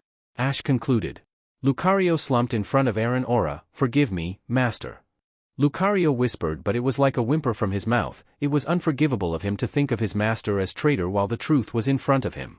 He choked, sobbed in grief, apologizing again and again until a small body embrace him make Lucario sob more. A calming wave engulfed him, make his grief disappear slowly. Lucario look at Ash, brown eye. Don't be sad. Ash patted his head with gentle eyes that he didn't deserve what Lucario thought. Just like I thought, Aaron is a kind person. He cares for you. He wants you to live, therefore he seals you. He will forgive you in a heartbeat, but first you need to forgive yourself, slowly. Lucario opens and closes his mouth in silence until a choked whimper of sob comes out of his mouth and makes Ash embrace the Pokemons. He hummed and let Lucario hear him humming to calm his storm that happened inside of him. Lucario sniffed and wiped his tears. Thank you, Ash. No problem. You can cry, after all you are already strong enough. Ash stated, stand up, let's go home. Yes. Lucario nod. Suddenly the crystal is shaking, making Ash gasp, make Mutwo stand straight, Mew floating weakly to Ash laid in Ash arm. You're hot, he comment touch his forehead, Mew whined with Ash who give Arceus power to her. The tree is losing its life, Mew, and the tree is the one. We need to do something, Mutwo said. Mew float in front of Lucario, use your aura. Lucario put his paw out and Ash gasped, Lucario. If you do that, your fate will be the same as Aaron. I know. He said with smile. Before Ash can speak, Lucario gives a burst of aura to Mew to make her float to the heart of the crystal and touch it to heal the tree. Ash cannot do anything but see Lucario who stumbled and sat on the ground on the verge of dying. No. No. No. Ash ran to him with unshed tears, clenching his chest and shook his head, no. If you die I'm gonna come to punch you. Lucario chuckled and accidentally touched the time flower, showing Aaron who stumbled, took off his glove and sat beside Lucario. Sir Aaron is covered in blue aura which his life slowly leaves his soul. He was in pain until he looked far away with sad look. Forgive me, Lucario. He said with sad voice. Lucario feel the moist in his eyes, no matter the time. He conveyed his feelings to his master. I forgive you, master. Lucario said. Please understand why I sealed you inside of the staff, Sir Aaron continued, as if he know that Lucario gonna stumbled upon this place. Ash stare at the male in silence. I know you would follow me wherever I go. Of course I am. Lucario cried. But I didn't want you to end with the same fate as me, I want you to live. I want you to live free without war, only peace. I know someday someone is gonna release you, and when that time is coming please live for me and explore the new world. Find your new goal, future, and live fullest. Sir Aaron said, conveying everything to this little time. Perhaps in future you found someone that you want to protect and someone who is gonna stand beside you just like us. I have no regrets. Aaron-sama. Lucario choked in tears. Aaron leaned into the crystal, closing his eyes, submitting into the death. How I wish to meet you for the last time, my friend. The memory ends, leaving Lucario who is on the verge of dying and a crying Ash. He looked at Lucario. Aaron-sama told you to live. You need to alive. Ash shouted to him, clench his hand, biting his lip. I don't want you to die. I have many things to do with you. Lucario touching Ash's hand made him gasp. I have no regret, but it would be an honor if I can stay beside you, see the new world. He gasped in pain and chuckled. I think you're gonna hit me if I'm alive, huh? Ash clutched his hair with tears flowing down from his eyes. What should I do? What should I do? Mew floats in front of him and touches his chest where mark of Arceus in there makes Ash gasped in understanding. He wipes his eyes and grabs Lucario's hand. I will definitely bring you to my crazy life. Ash declared, clutching fading Lucario paw. He shut his eyes tight. Father, if you hear me, please answer my calling. Please. I didn't want my precious person to lose in front of me. His time has not arrived yet. Please. A burst of golden pulse coming out from Ash's body makes Lucario stunned and amazed. It's not aura. It was much stronger and he shut his eyes when the light almost blinded his eyes. XXXXX. A bright light enters Aaron's eye and makes him blink the stand-up winch of his bone. He stands up and looks around in confusion. Where is he? But for some reason he know this person. He look around, noticed a Pokemon laying in there, and indeed the moment he saw the Pokemon the memory is rushing to his head make him gasped. El Lucario. Aaron touch his partner, send the wave of aura. Lucario opened his eyes and sat up. Aaron-sama. You are fine. He embraced the man, apologizing to the man until a hand in his head halted his apologizing to calm his feelings. I also apologize, Lucario. I didn't believe it when I met you. Aaron said, touch his Pokemon shoulder. Are you sure this is what you want? Lucario opens and closes his mouth. It's too late. I cannot return. Oh, Lucario. Aaron muttered. That is not true. A booming powerful voice echoed through the chamber, make them warily turn around, saw a massive Pokemons. El Lord Arceus. Aaron stuttered in awe and stunned. Oh, original one. Lucario also the same. Arceus taps his foot in the glass panel and in flash they arrive in the throne room with Arceus sitting in his throne. The seat is empty but it is still intimidating, and of course Aaron and Lucario kneel in front of the original one staring at the ground. I was asleep when I got woken up by my son pleading to help his precious person. Arceus said to them, His name is Ash Ketchum, the chosen one. Lucario's wide eyes blanched, gaped and looked up at Arceus. It can't be. Ash like you, young knight. He didn't agree to let you die, that's why he used his ability to call me. Now, Lucario. Do you wish to go back to the living world? Arceus asked. Lucario remembered the message of his master. He stood beside Ash. Yes, my lord. Aaron closes his eyes and touches Lucario's head. I have no regret anymore. Live for me, Lucario. I promise, Aaron-sama. He smiled to his master. And for me, young knight. Arceus took Lucario attention, close his eyes, I can see it in future. Protect the Chosen One, he is prince of this world. He's the one who saved the world numerous time in future along with Pokemons. If he died, this world also died. Lucario listen in attention, my lord. Arceus open his eyes, I can feel it your bond, it's strong bond. Do not take this as duty but as natural things, young knight. Promise me, Lucario.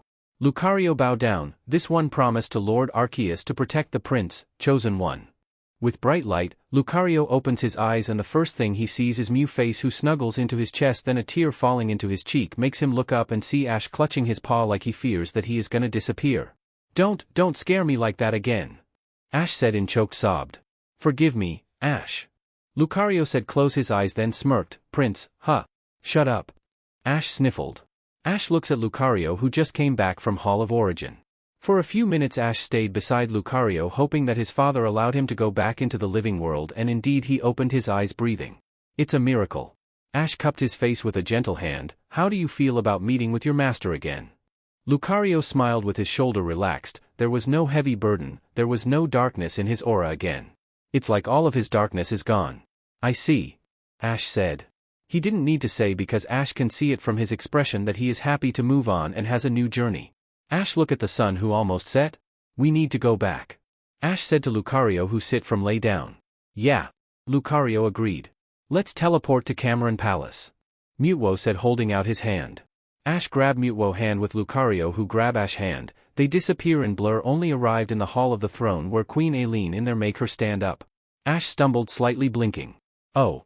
I didn't like teleportation. Ash comment. Ash, Lucario. Are you two okay? Queen Aileen asked to them. Yes, my queen. Lucario nod. Not long, Delia and Professor Oak comes to the throne room. Ash told his mother about what happened and asking Professor Oak if Lucario can stay with them while Lucario told everything to Queen Aileen. Well, we can have Lucario with you, Ash. Professor Oak said look at Lucario showing Pokeball, this is Pokeball, this ball is the sign that you are belong to Ash and the other people cannot steal you away from Ash except Ash destroy the ball then you are free. Ash took the ball and showed it to Lucario, it's only a sign that we are connected. If you want to stay outside then you can stay outside, Mutwo likes to stay outside except there are crowd people. So how is it? Do you want to join our family? With pleasure, Ash. Lucario touched the ball make him absorbed into the Pokeball. Come out, Lucario. Ash let him out, how in there? Unexpectedly comfy.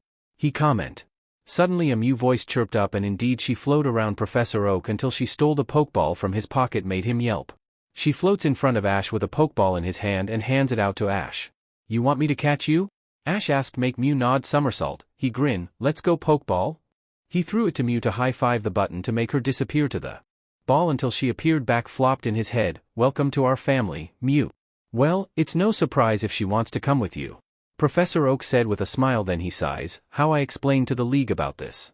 They decided to go home soon with Professor Oak has some work to do and to check up with Mew to make sure she is fine. Queen Aileen ensured them that Chameleon Palace welcomed him to the Rhoda Kingdom. Let's go home, Lucario.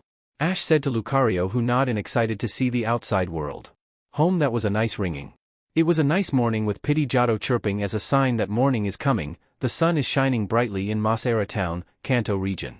We can see a young boy squirming to wake up from his bunk bed. The room was a simple consisted of the bunk bed, desk, TV, bookshelf full of books and portrait of Pokemons but the one who took notice is 5 Pokeball in the desk. The door clicked open showing a bipedal dog wolf jack-alike with red eyes. This Pokemon, named Lucario, has just finished hunting food in forest. The Pokeball got pinged again showing a humanoid Pokemon that similar to legendary Mew appeared. His name Mutwo, he is created by scientist and one of the mythical Pokemon. Is he haven't woken up yet? Lucario asked to walk to the bunk bed, it's rare for him to sleep in. He slept late, today is the day of his journey after all. Mutwo comment in amusement. Lucario gives a fond smile to the boy who curled in the bed with a feline pink cat in his chest who is also snoring, snuggling into a Pokedoll. Her name is Mew the mythical Pokemon and said to be the ancestor of all Pokemons. The boy who sensed he was watching, he opened his brown eyes, blinked once, twice looked down at Mew and at his family who greeted him, good morning, made him smile yawned rub his eyes. Good morning, Ash. Lucario greet him. Ash sits in the bed plopping Mew in his head who is still snoring, good morning, Lucario, Mutwo. Mutwo took the 3 Pokeball, I'm gonna let the beast come out and you, go wash up. We need go to Professor Oak laboratory. Ash, who listened wide-eyed in a gasp, jumped down with agility from the bunk bed in excitement, woke Mew up from his head. She chirped in confusion, perched on Lucario's head. Finally! It's time for me to begin my journey, Ash said in excited from bathroom. This boy named Ash from Mossera Town, he is 12 years old. It was supposedly 10 years when the children begin to travel and pursue their dream with their starter Pokémons, but the League decided to prolong the age to 12 years old because 10 years old is too young to leave their home. Therefore Ash learned everything in their time to prepare his journey. After the journey he got from Rhoda Kingdom, and when Lucario became his family, Lucario taught Ash everything about the aura. And don't forget that Queen Aileen sent the book of Sir Aaron about aura, therefore they can learn about aura together with Ash, who teach Lucario about the modern era. Lucario was a natural knight from the warring era, so he got a lot of knowledge about battle, and Ash of course learned from him about the battle. He decided to become Pokemon Master after reading the book. It was an elite trainer who is considered a professional and regularly takes part in Pokemon League competitions. Ash didn't intend to take part in Champion, he didn't want to rule the region after all, but he didn't mind having battle with Champion and elite trainer. 5 years with Ash, who is 12 years old, he already mastered healing aura, mind reading, but he decided to not use that since it was rude. Tracking others' aura, telepathy, and sensing the emotions of others make Lucario proud of his apprentice. He also mastered the ability that Arceus blessed him with.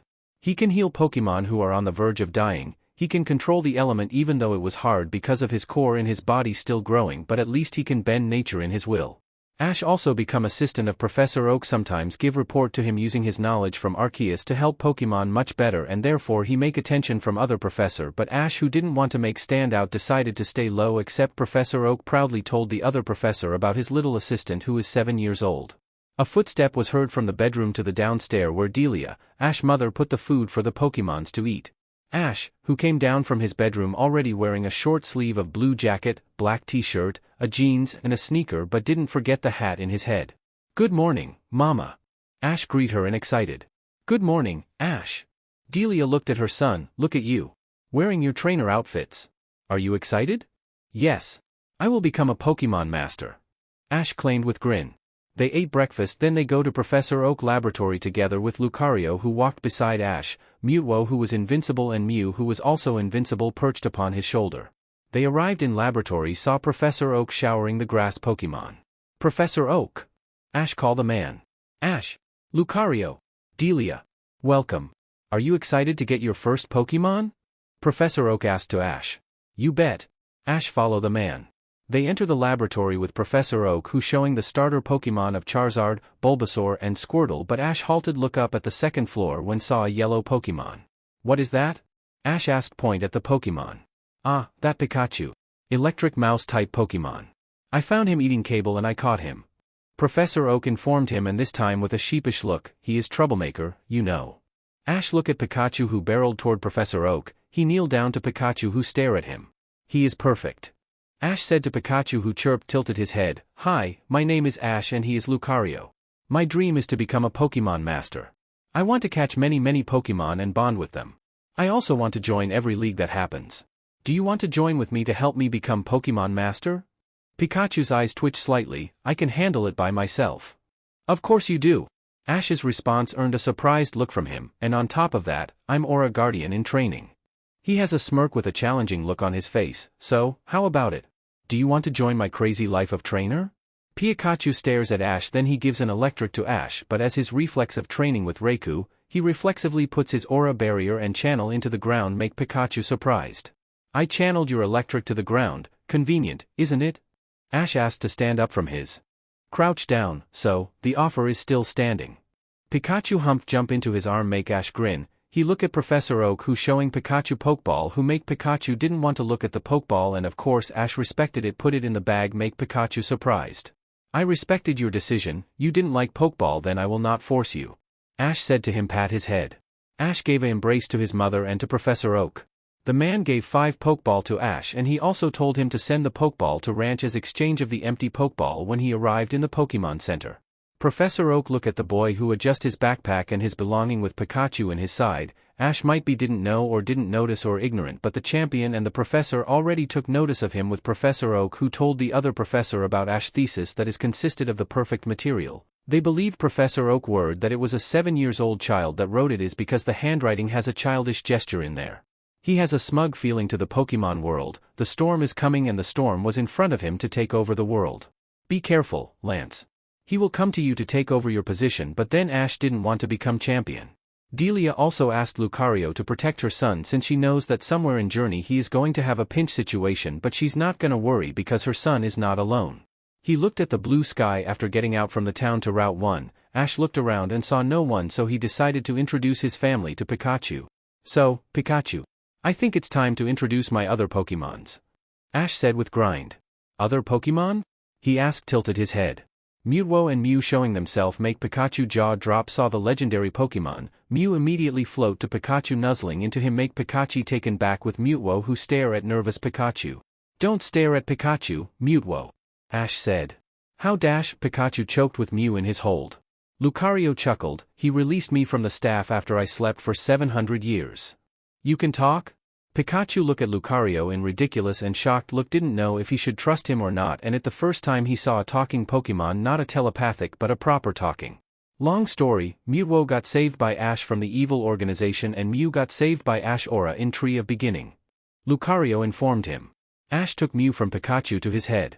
He grinned at Pikachu. Welcome to my crazy life, Pikachu. Pikachu didn't know if he should be happy, smug, or regret joining the trainer who is future Aura Guardian, Prince Pokemon and child of Arceus. He can feel Ash Arceus power from his core. It was welcoming and warm like a spring. Oh yeah? Ash took out Pokédex and scanned Pikachu.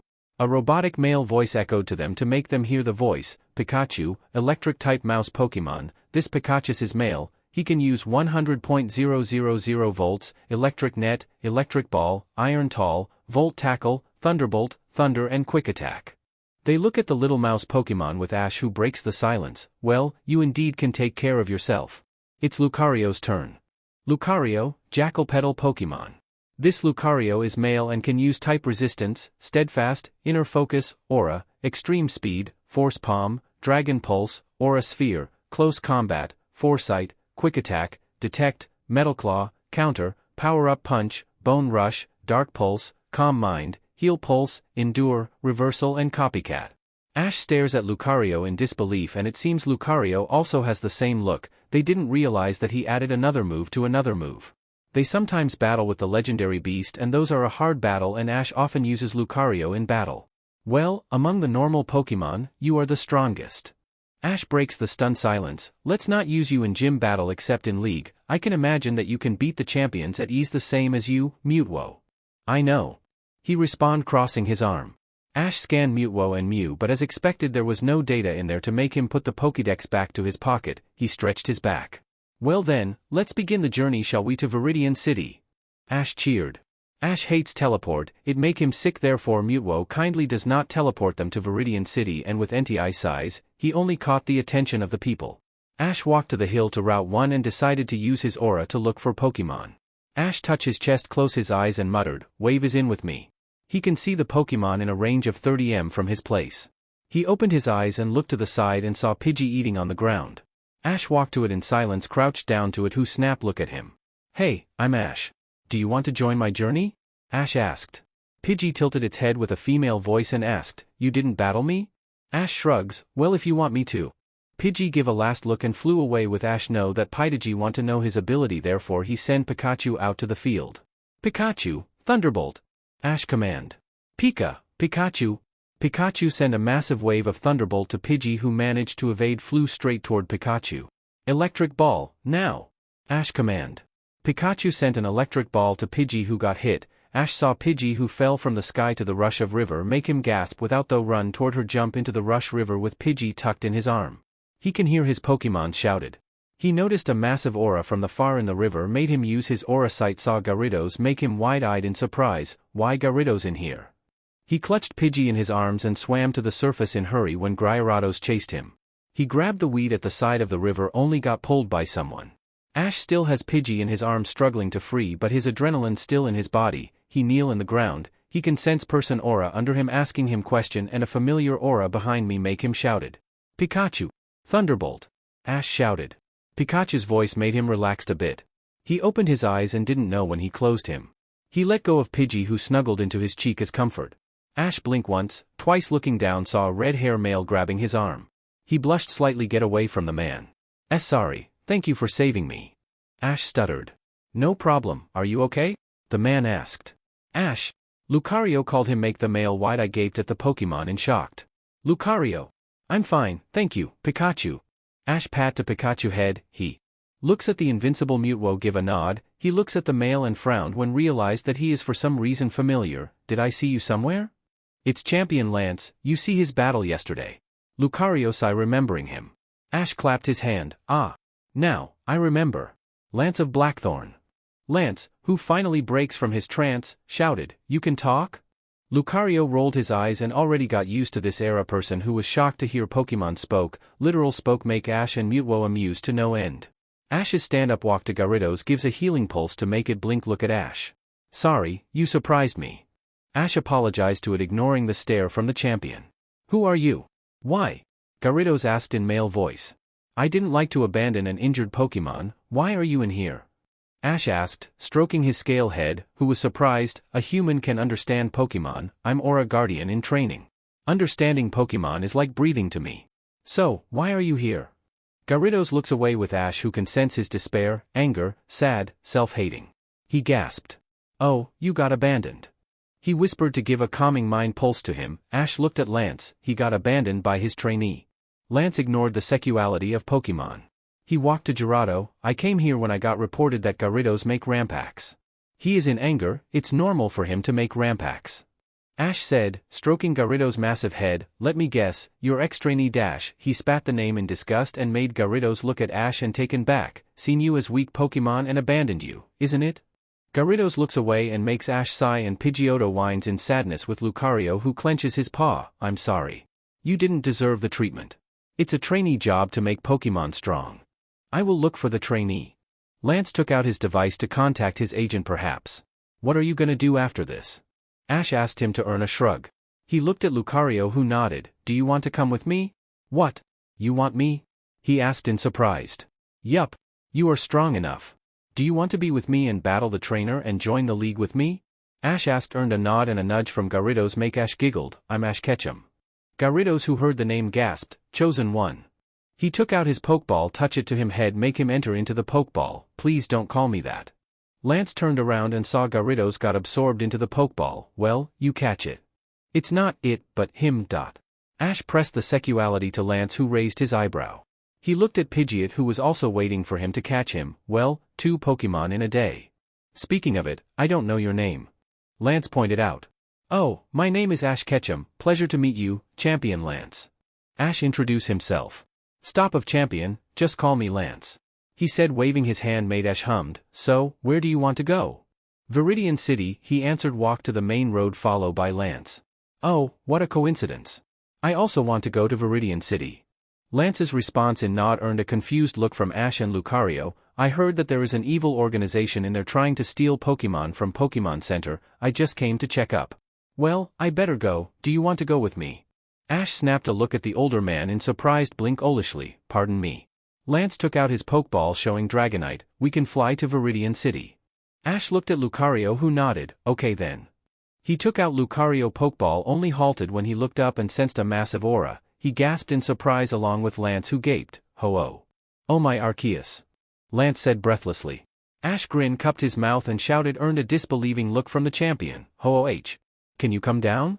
Ho-Oh who heard it flew down in front of Ash and Lance spoke to Ash telepathically in female voice, chosen one. Hello, it's an honor to meet you, Lady Ho-Oh. Ash ducked his head slightly. He took a step forward, a touch her head earned a warm wave from her made him sigh in relief while Lance stared at Ho-Oh until Lance took a photo of Ho-Oh silently. She flaps her wings once to stare at the prince in silence then at Lance, she gives another flap flew away with her fur glow brightly floating down in front of Ash and Lance who took the fur. A blessing fur. Ash muttered took the feather. Oh my god, I didn't believe it. I have Ho-Oh fur in my hand. Lance muttered look at the fur in his hand, the legendary Ho-Oh. Ash giggled put the fur away in his bag pocket, he looked at Dragonite who cooed, snuggle into Ash cheek make him chuckled patted head. You are a hyperactive one, are you? Ash said to it. Lance breaks from his trance and sees his Dragonite snuggle into the boy, he grabs Ash's arm when Dragonite almost pushes the boy fall into his back. He looked up at the ruby eye. Thank you. You have a energetic Dragonite. Ash comment. Lance let go of his arm, humed, staring at the boy who put Lucario in his Pokeball. The boy has just got his first journey and saw Ho-Oh, and top of that he has the fur. For some reason, he has a feeling that he is gonna meet this boy often in the middle of the chaos. Well then, let's go. Lance jump into Dragonite back, hold his hand to Ash. Ash took his hand and sat in front of Lance. He gave a wave of aura to Dragonite in appreciate to make her could fly into Viridian City.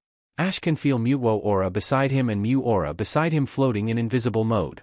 Ash looked at the ground in amazed until they saw Viridian City make Lance command Dragonite to lower to the ground next to the police station, where it's showing Officer Jenny, who come out from her post, saw Champion Lance. Champion Lance. What bring you in here? Officer Jenny asked, and saw Ash Ketchum. You are Ash Ketchum. I heard about you from my sister in Moss Era Town. You managed to catch some of the Team Rocket when you were 5 years old, didn't you? Professor Oak told the police about Team Rocket after we secured them. Lance, choking in his spit, made Ash give a nervous smile. It's nothing, just it's a coincidence time, really. He cleared his throat. Anyway, did something happen? Oh yeah, Team Rocket is moving again. They try to steal the Pokemons, and I presume that's why Champion Lance came in here, right? Officer Jenny asked. Lance cleared his throat. Yes. We want to go to the Pokemon Center immediately. Go ahead. Officer Jenny let them go. They flew to Pokemon Center through the sky, with Ash ignoring the stare and stole glances from the champion. He looked away from the champion eyes until he fed up. All right, spit it out. Ash said, break the silence. How reckless enough to battle with Team Rocket? At age 5, top of that? Lance asked. In my defense, trouble always comes to find me no matter what, so it's in my nature. Ash shrugs. Lucario's Pokeball moved slightly. Shut up you, it's not my fault that I already got used to it. They finally arrived in the Pokemon Center with Ash, who let out Lucario. Mew changed his shape into Pidgeot, perched on Ash's shoulder, while Lance needed to survey the area, so he flew away first. Ash walked into Pokemon Center and earned a look because of Lucario. He is not Kanto Pokemon after all. He walked into Nurse Joy front desk. Hello, Nurse Joy. Ash walked to her, smiling. Hello, Ash. I heard about you from my sister from Moss Era Town. Nurse Joy greet him. Ash sometimes goes to Pokemon Center in Moss Era Town to learn about Pokemon Medic, and Nurse Joy in there gladly teaches him, and thus the news about him spread around the Pokemon Center. Professor Oak told him it was a good idea since his name already got known in Pokemon Center, therefore they will take care of his Pokemon with great care. Did you have an empty room for a night, and I need you to look at my Pokemon? Ash said, took out his Pokeball. Nurse Joy smiles, takes out a tray and, please put your Pokemon in the tray. Ash put the Pokeball into the tray and told Lucario to follow Nurse Joy. He assured Entei, Raikou, and Suicune, Mew and Mewtwo to let Nurse Joy to take care of them. She was surprised indeed when saw the legendary, but she promised to shut her mouth. He walked to the phone booth to call his mother with a video call. Mama? Hi, honey, is everything okay? She took the phone call. Where are you, Ash? Pokemon Center in Viridian City. I'm fine. Nurse Joy taking care of the Pokemons now. Ash answered. You're already in Viridian City? Your father needs 4 days to arrive there. Did you get help from Mewtwo? She asked. No. I met with Champion Lance and got lifted to the Pokemon Center. You know how much I hate using teleportation. Oh. I got a new family, Pidgey and Gyarados. Pikachu beat Pidgey in battle and Gyarados got abandoned by his trainer, so I took him in. Ash informed her and lit up to remember. Oh. I also met Ho-Oh. She gave me her fur to make sure I stayed safe. Delia has a proud look, I see. Take care of them, Ash, and I'm proud of you. I will. Well, I need to call Professor Oak. See you later, Mama. Love you and thank you for supporting me. Ash said to her with smile, make her teared up slightly. Oh, Ash. It's a mother's job to support their children. Good night, love you too. Son. Delia closed the phone. Ash called Professor Oak, giggled slightly when he saw back of Professor Oak. Professor Oak, I can only see your back. Huh? Oh. He turned around and made Ash chuckled. How is your journey? I heard from your mother that you got a lift from Champion Lance and met Ho-Oh. Ash nodded, showing the rainbow fur from his bag, make Professor Oak lit up in prouds. I see. I got the record you caught Gyarados and Pidgey. Yes. Gyarados got abandoned by his trainer and I took him.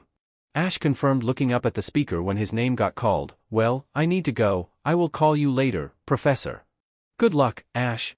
He waved his hand and closed the communication. Ash ran to Nurse Joy and saw Pikachu, Lucario, Mewtwo, and Mew already got much better. He also can sense his Pokemon in Pokeball aura is much more happier. Thank you, Nurse Joy. They are happy. Ash said to her, look at his Pokemons who stay outside. Do you three want to go inside the Pokeball? I gonna go inside. I need to rest. Mutwo respond make Ash take out his Pokeball and absorb Mutwo into it. How about you, Mew, Lucario? Ash asked. Mew giggled and turned into Ralts perched in Ash's arm to make him smile. Lucario shrugged, I'm gonna stay outside along with Pikachu. Okay then. Ash nodded with quite touched that his Pokemon protective of him. He looked at Nurse Joy want to ask the room only got interrupted by the announcement from Officer Joy. Your attention please, a Viridian City raid sensor has detected an aircraft belonging to a gang belonging to Pokemon D. If you have Pokemon in your possession, please be careful to not get stolen. Lucario, Pikachu, prepare for battle. Ash said to them. The glass got broken showing two Pokemon showing coughing who released smoke, but thankfully it's not a poison gas and a snake-type Pokemon, Ekans. Ash is alerted to look for their master while Lucario and Pikachu are in front of him in protective manner with him clutching Ralt in his arm. From up, Ash claimed. Indeed, two people wearing a white clothes with purple or are right in it. Ash knows that Mark was an evil organization that created Mutwo. He touches Mutwo Pokeball who is agitated. He sends a calming wave to him to calm him down. Who are you two? Ash asked, narrowed his eyes using his aura sight from the smoke. Don't be frightened, boy, the woman said. Allow us to introduce ourselves, the man said. To protect the world from devastation. To unite all peoples within our nation. To denounce the evils of truth and love. To extend our reach to the stars above. Jesse. James. Team Rocket, blast off at the speed of light. Surrender now, or prepare to fight. Meowth. That's right. They who named Jesse, James and Meowth introduced themselves in dramatic make Ash raise his eyebrow. He narrowed his eyes when they demanded to take the Pokemon in the Pokemon Center. If you want to claim them then come claim them.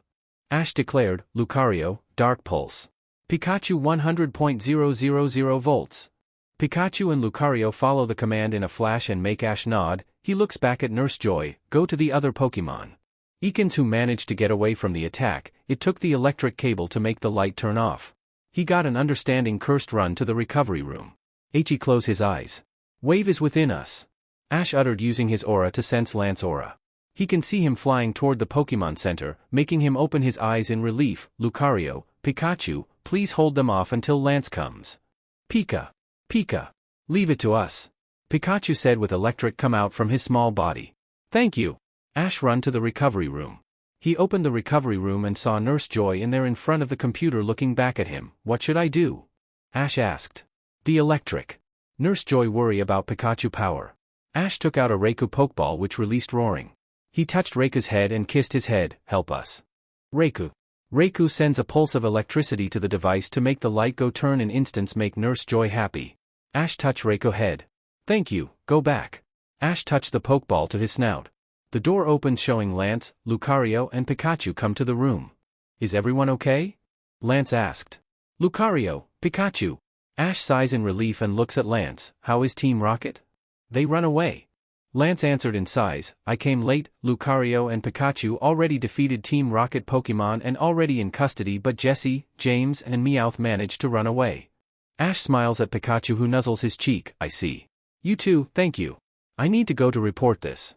Lance said and wrote something on paper and handed it out to Ash. This is my phone number, call me sometime. Where are you gonna go next? Pewter City. Ash took the number and gave a shy smile. Thank you, I'm gonna call you sometime. He took out his hand and grinned brightly. Let's meet again someday, Lance. Lance looked at his hand and kissed his knuckles and Ash took a sharp breath. He can hear Nurse Joy, oh my, surprised and sly voice. Lucario who saw the gesture eye twitch and protective with Pikachu who giggled. Let's meet again, someday. Lance said turn around make his cloak flutter behind him in dramatic movement. Ash can feel his hand is burning hot and he thinks it's not only his hand but his face also grew hot. He cleared his throat. I think I need the key to my room now. Nurse Joy, Ash said after regained his composure. Yes, of course. She took the keys from the front desk. Here, have a good night. Ash walked to the second floor to his room. It was a simple room with a desk and a bed. He let Mutwo out from his Pokeball. Ash knows very well how hard he is to not destroy Team Rocket right away. He slowly and gently touches Mutwo's hands and brings him to sit beside him in the bed and begin to sing to calm his storm inside of him. If you gather a small star, you will seize a small amount of happiness. If you gather a large star, you will seize a large amount of wealth. Mutwo begins to calm down, his darkness though slowly disappears. The moon basking the room from the window. If you gather them both, you will seize an eternal wish. Mutwo's eyes slowly dropped, making Ash touch his Pokeball to him to make Mutwo to sleep, and yet he didn't stop singing. He looked outside the moon, letting his Pokemons to hear the calming voice like a spring wind. It was cold and yet warm. He lay in the bed with Mew in his chest purring and Pikachu by his side already in deep sleep. He can feel warm, content aura from each Pokemon that makes him close his eyes. Star gathering is the forgiveness of sins. Star gathering is the miracle of the night. Starlight is the glimmer of hope. Your light is starlight. And it shall be bestowed upon you, the star which you have longed for. Ash yawned and closed his eyes to sleep. He saw Lucario back to his Pokeball to sleep. Let him sleep with 2 Pokemon in his chest. Morning is coming. Ash woke up in morning with Mew and Pikachu, who yawned. He gave a kiss to both of them in their forehead, then he went to the bathroom to brush his teeth and took a warm shower. Good morning, Lucario, Mutwo. Ash greet them. They greet him back. Ash grabs his Pokeball as his necklace with Mew, who disguised as Pidgeot flew beside him, Pikachu who stayed on his shoulder. Mutwo decided to stay in Pokeball with Lucario, who walked beside him. Ash gave the key back to Nurse Joy and decided to begin to journey right away. He already made his breakfast and he already filled his Pokemon food from Pokemon Center, and Lucario often hunted his food by himself, so Ash didn't give him food because it's an insult to him. He get out from the Pokemon Center ignoring the look from the people because of his Lucario. Ah, what a nice morning. If we walk through Viridian Forest, we're gonna stay overnight there. Ash showing the map to Lucario and Pikachu. We can use NTI though, and we arrived right before the sun set in Pokemon Center of Perwer City. I don't mind. It's been a while since I haven't run through the forest. NTI voice echoed through the mind. Then it's decided. Lucario said. Ash closed his Pokédex. I'm gonna release NTI when we arrive in the forest. K? They walk into Viridian City at a calm pace, Ash also using his aura sight to look Pokemons. He exhaled when he saw the forest.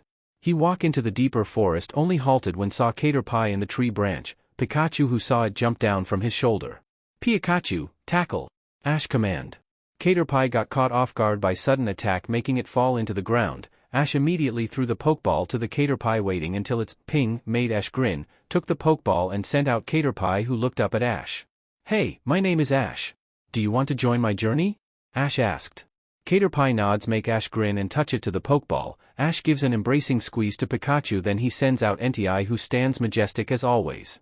He gives a peck to NTI's forehead and rides on his back. Let's go to Pewter City. Ash cheered. Lucario runs first, followed by Ash with Mew, who turn into Pidgeotto following them, Ash clutching NTI brown fur. Ash tapped NTI fur to halt, followed by Lucario, who also halted, with Mew, who also halted, turn into Butterfree. It's Weedle. I need to capture it. Ash said take out Pidgey, Pidgey gust attack.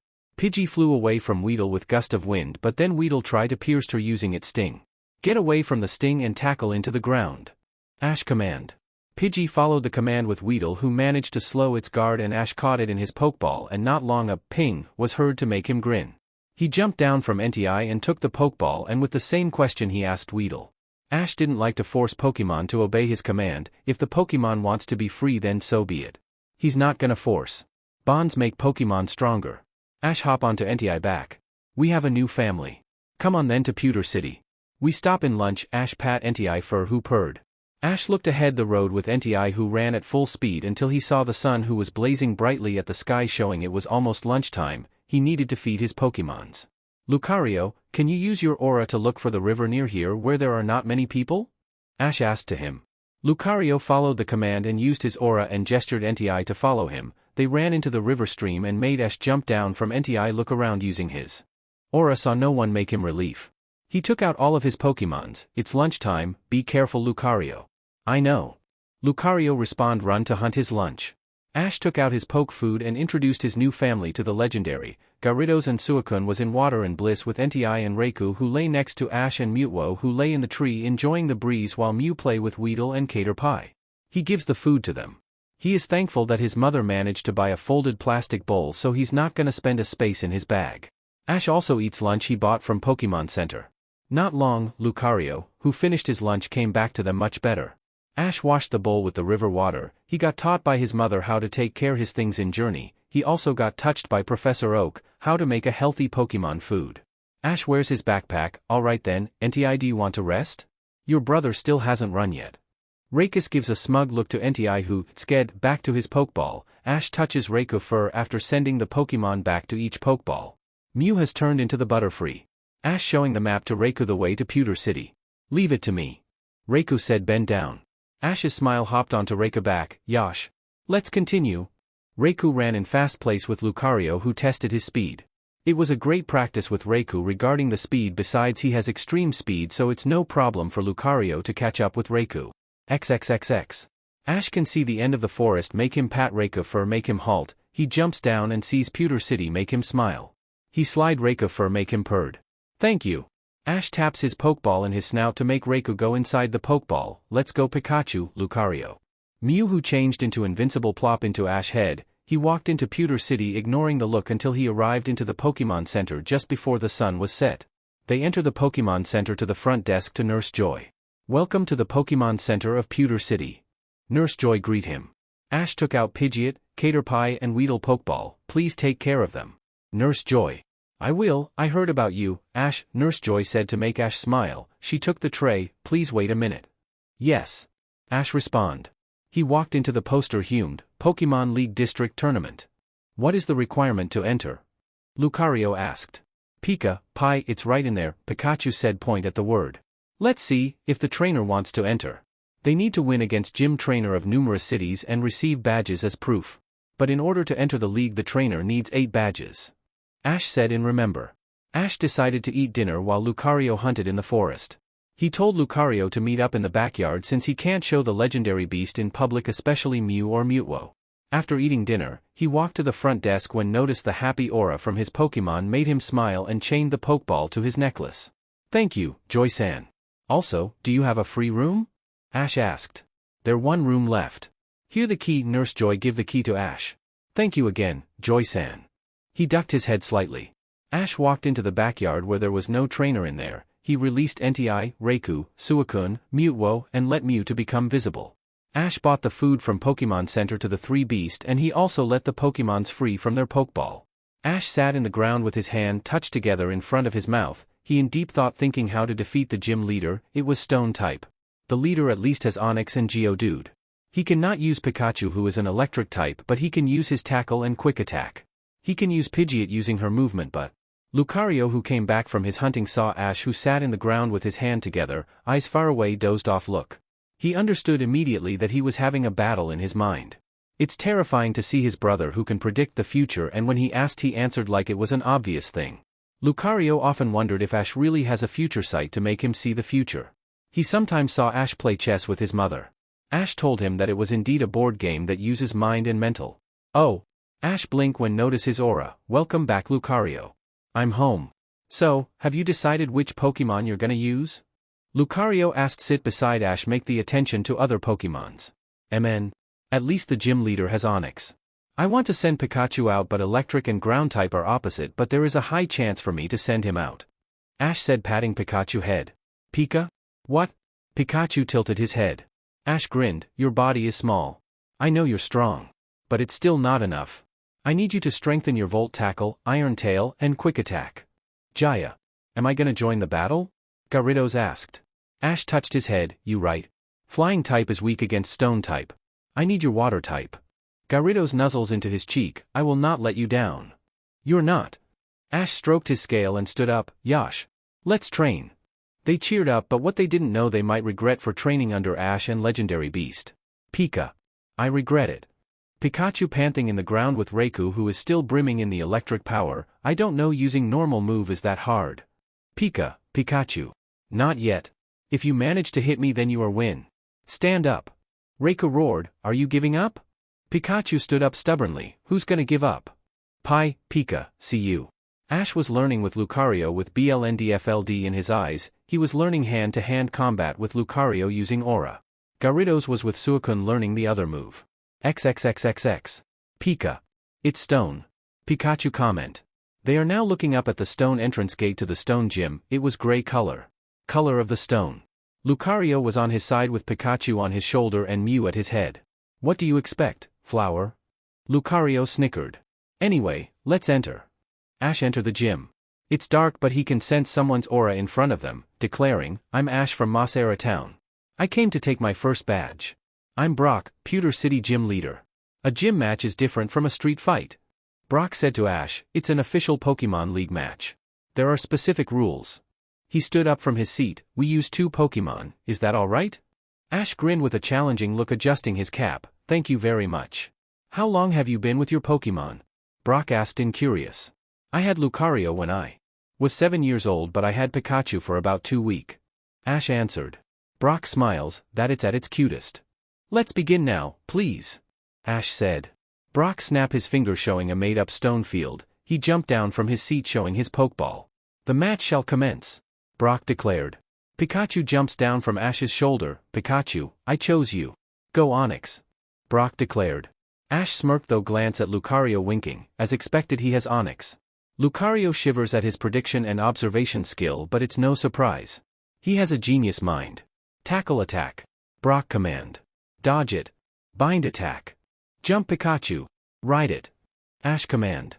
Pikachu jumped to Onix back, make Brock surprised and Ash, who smirked. What? Shake it off.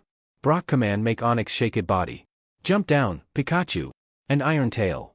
Pikachu jumped down, and with Iron Tail he managed to hit Onix head. He somersaulted in the air and landed in front of Ash. It was surprising, but not yet. Onix. Rock throw. Brock command. The stones lift up from the ground, make Ash clench his hand in thrill. He grinned with slight madness in his eyes, analyzing everything and overseeing everything. Pikachu. Quick attack on those stones. Ash's command made Brock surprised and gasped when saw Pikachu ride the stone, and full power of Volt Tackle. Pika, Pika, Pika, Pikachu. Pikachu use full power of Volt Tackle to Onix, who has no chance to dodge, making Pikachu hit headstrong to Onix, make it fall into ground knockout. Yes. God job, Pikachu, Ash shouted. Brock turns his Onix back to its Pokeball, looking at Ash in puzzled. He never such an abstract movement. It was crazy movement. Next Pokemon. Brock took out his second Pokemon. Pikachu, can you do more? Ash asked. Pika. Pikachu stand with his 4 feet, grinning. Go. Geodude. Brock shout. Ash smirked and looked around the gym, blink when he saw smoke detector and a wood in the ceiling, make him smile. His mind circling with numerous possibilities, make him grin predatory. Pikachu, we're gonna end this in 2 moves, Ash declared. Pika? Pikachu tilted his head in confused, but when he saw Ash cunning and sly in his eyes, he let out his spark of electric. Pikachu, 100.000 volt to the lamp. Ash command, point his finger to the ceiling, make Brock confused. Pikachu send bolt of electric to the lamp, make the wood burn, and it alerting the smoke detector, make a rain in the gym. Brock wide-eye and surprised. And Pikachu, 100.000 volt. Ash shout. Pika. Pika. Chew. A burst of strong electric come out from Pikachu body, make Geodude get electric and instantly knocked out without Brock can command. No way. Brock in stunned. Lucario smirked with Pikachu, who jumped into Ash's arm. Mew, who was invincible, giggling beside Ash. Brock walks to Ash. Well, it's utter defeat for me. Your Pikachu is amazing, Brock said, showing gray badge. Accept it, you're more than deserve this badge. Ash took the badge. Yes. First badge. He crouched down to Pikachu. It's your medal, Pikachu. Pika. Pikachu smiled, jumped into Ash's shoulder. Which gym are you gonna challenge next? Brock asked. Cerulean Gym, Water Gym. Ash answered. Scratch Pikachu chin, look at Brock. You can go to pursue your dream. Brock gave a sad smile. I can't. I want to become best breeder in the world, but you know I have 10 little brother and little sister. I cannot leave them alone. Ash hummed in a sad voice. Oh, well. Best of luck to you then. Brock smiled. No, that is my word. Good luck, trainer Ash. Ash gives a last farewell to Brock. He walks back outside Pewter City. He decided to go into the Pokemon Center to let Nurse Joy take care of Pikachu while he took a call to his mother. Ash, where are you now? Delia asked. Hi, Mama. I'm in Pewter City and just finished my gym match. He shows his gray badge. I got the badge. Delia squealed. Congratulations. What is your next city? Cerulean City, Water Gym. Ash answered. Now, Pikachu got treated by Nurse Joy. I see. I see. Good luck, honey, Delia said to him. Ash hummed and turned off the phone. He looked at the clock in the Pokemon Center. It was almost afternoon. If he goes now, he will camp at the forest. Well, it's not the first time he camp outside. He walks to the front desk. When his name gets called, Ash can see Pikachu aura is brimming with power and happiness. Thank you, Nurse Joy, Ash said to him. Ash gets out from the Pokemon Center, opening his Pokédex. Looking at the map, he looks at the way to the Cerulean City. He hummed and decided to walk outside the Pewter City to the forest, since he decided to use NTI to Cerulean City.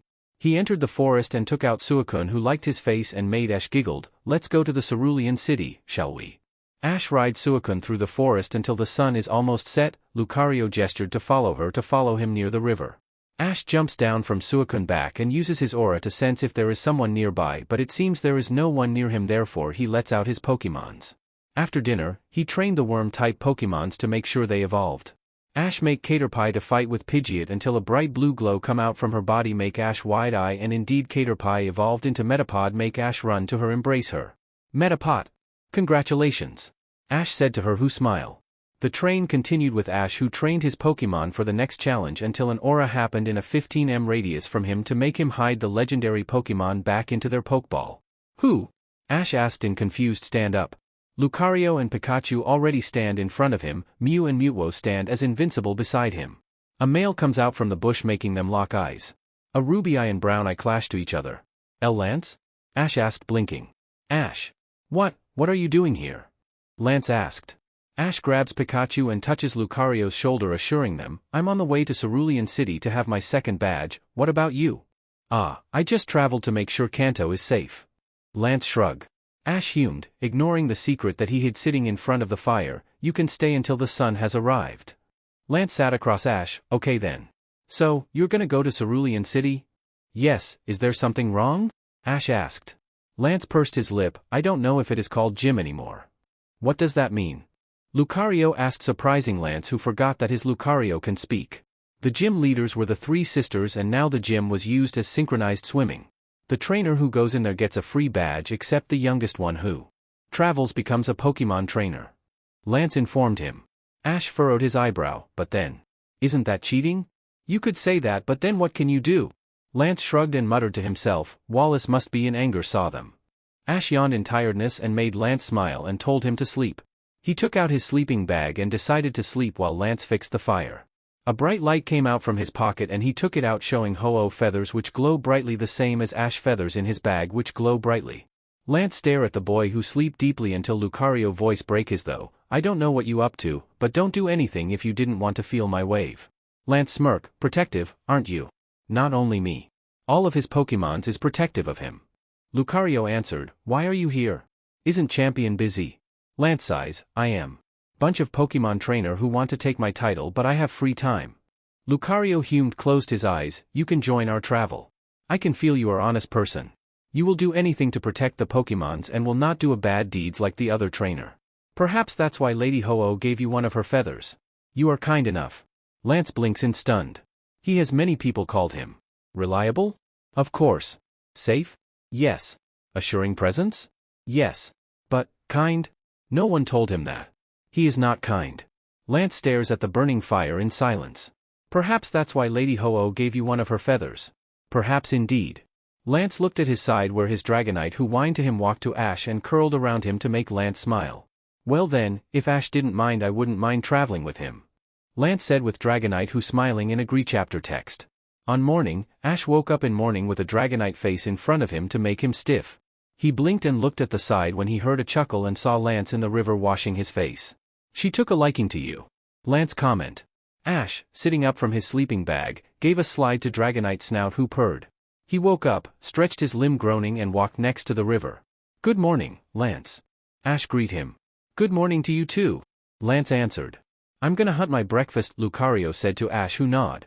Ash, who saw a confused look from Lance, gave a smile. Lucario is an independent Pokemon. He didn't accept Pokemon food from me. He insulted himself if he took the food in the silver plate. I told him to be careful of the evil organization who wants to capture him, but for 5 years he has not been troubled in the forest. Weird Pokemon. Lance comment after a few seconds silence. Ash chuckled and stood up after washing his face. What do you expect from war Pokemon? He already got used to the wild and he is a knight after all. What do you mean war Pokemon? He asked in confused stand up. Did you know Sir Aaron's history? Ash asked take out poke food and his food. Yes, the greatest Aura Guardian and hero of Rhoda Kingdom, why? He asked again in confused. Lucario was Sir Aaron's apprentice, but Sir Aaron locked Lucario to make sure he alive, and I managed to free him when I was 7 years old on holiday with my mother, and after that Lucario follow me because I also have the same aura as Sir Aaron and with me who become close friends with Lucario. Ash informed him. Lance stare at Ash with blank eyes until he give a laugh out loud make Ash surprised look at him. As expected of you. I can sense you have a secret or something. Lance grin brightly. Ash blink, you weren't surprised? Lance smiles softly, no. For some reason it is perfect for you and if you have legendary Pokemon for some reason you fit for them. There is no one that makes sure they are safer than you. Ash stare at those ruby I then averted his eyes ignoring a sudden rush of heat to his cheek, he cleared his throat. Thank you. And speaking of the legendary. Ash cleared his throat. Lance look at Ash who glance at him who awkwardly make the food and instant he clicked. Oh, Arceus. You have the legendary Pokemon. Lance claimed in wide eye. Ash pursed his lip, you cannot tell anyone. I cannot let Team Rocket or other evil organization know them. They are my family. Lance stares at Ash, eyes nod in understanding, okay, I promise you. I will not tell the other champion or league about this. Ash gave a relief slumped, thank you, Lance. Suddenly Dragonite's surprised cries were heard to make them look at her and saw another replica of Dragonite appeared beside her. Ash give a smile back to cook his food while Lance at the fake Dragonite who changed again into Reshiram and changed again into Charizard. Is that what I think it is? Lance said in breathless. Ash giggled, Mew don't torture the poor man. Charizard changed again into Mew who giggled flowed around dumbfound Lance. Ash took out all of his Pokeball letting out Mewtwo, Raikou, Suicune, Entei, Gyarados and Weedle. Lance who saw the legendary beast only can frozen make them has an amused look with Mewtwo who float beside Ash give a look. Ash pat his hand in nod make Mewtwo exhaled in nod back. Lance? Ash call him but no answered. I think you broke him. Entei comment in amusement. Ash touches his shoulder and that is the moment when Lance breaks from his trance to look at Ash in silence with a disbelieving look. Ash who know the question in his mind only can prepared for numerous question but unexpectedly he only stay quiet clearing his throat. I see. They like you. Lance comment. Ash jolted and looked at Lance in surprise, you didn't ask how I got them? Lance shrugged and took the food from Ash, if you didn't want to tell me then I didn't force you. Ash gave a soft smile, thank you, Lance. They eat the breakfast in comfy silence until they finish eating breakfast. Lance who has an unexpected decision to follow Ash to Cerulean City. He needs to buy the clothes to hide himself and he needs to disguise himself. How are we gonna go to Cerulean City? Lance asked. Usually I ride the legendary beast to the edge of the forest. Lucario uses his aura to sense there are no people. Ash informed him to put the Pokeball in his bag and when he looked up at Lance, his eyes twitched though, he was excited. He wants to try to ride the legendary beast. He sighed and patted Raikou and Suicune head, do you mind for him to ride you? As you wish. Raikou shrugged and walked to Lance bend down gestured him to hop on. Ash, who already rides Suicune, has Pikachu in front of him and Mew in his head, come on then, I wanna arrive in Cerulean City. Before lunch. Lance hopped into Raikou head amazed that he rode the legendary Pokemon for the first time.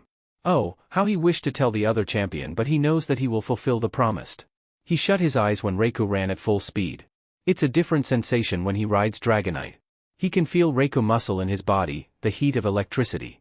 He glances at the boy next to him who rides Suicune like he rides a Ponyta. He has a comfy face like staying beside legendaries is the most secure and safest place in the world even though Ash know that Suicune can make a tsunami wave with one roar, Raikou can make a thunderstorm and Entei can make a volcanic.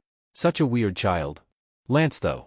They finally arrive in Cerulean City, Ash and Lance hop down from the legendary beast.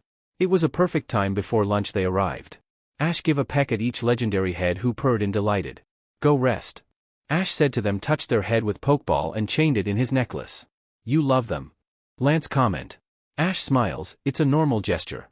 Sometimes gestures are much stronger than words and yet words are much sharper than gestures. Mew turned into Dratini and perched himself into Lance's shoulder like a Psyol, making him surprised and a giggled from Ash. Mew like you. Ash comments and looks at Mewtwo, do you want to go back into your Pokeball or stay outside? I stay at Pokeball. Mewtwo said. Ash let Mewtwo tap the button and chained it back to his necklace, well, let's go. They enter the Cerulean City in silence, there is a bunch of water and river in there. They walk around the city until Lance stops at the clothes store to make him remember that he has no clothes in him. Well, we need to disguise you. Ash said in understand. Lance entered the store changed his clothes to a more casual like a trainer. He wore a black turtleneck and a leather jacket with jeans, he also let his red hair fall in his forehead only got swiped into his side of head. Ash's wide eyes are stunned. God, is Lance this hot and CC? More importantly, is there something wrong with me? Why is my heart beating fast? The expression didn't get missed by Lucario who can only sigh in exasperation. Oh, his poor innocent trainer has just entered the adult world. How is it, Ash? Lance asked, break his trance. Ash blinked, squinting his eyes and touching his chest. It fits you. Lance smirks, thank you. He purchased the clothes and get out from the store. Only Ash look at the corner shop where it got crowded by the citizen and they heard a police siren make them narrowed his eyes. Lance. Ash called him. Yeah, I know. Let's go check it out. Lance run to the crowded. They run to the crowd and saw the store got checked out by police, and there also has police officer who got guarded in there. Ash asked to the person next to him, who told him there are thieves got broke and make them surprised. Hey, you two. They look at Officer Jenny, who stares at them with a suspicious look. I never seen you two face before. Did you perhaps know Officer Jenny from Viridian City? Ash asked. Oh, that my younger sister-in-law. She answered and gasped, leaned close to Ash. Wait, if you know my sister, then did you have some dealing with the police? Well. Ash took step back when Officer Jenny got close to him. Lance, who stays quiet, cannot expect him to not winch. Well, he is dealing with the police with his agents who are dealing with the evil organization.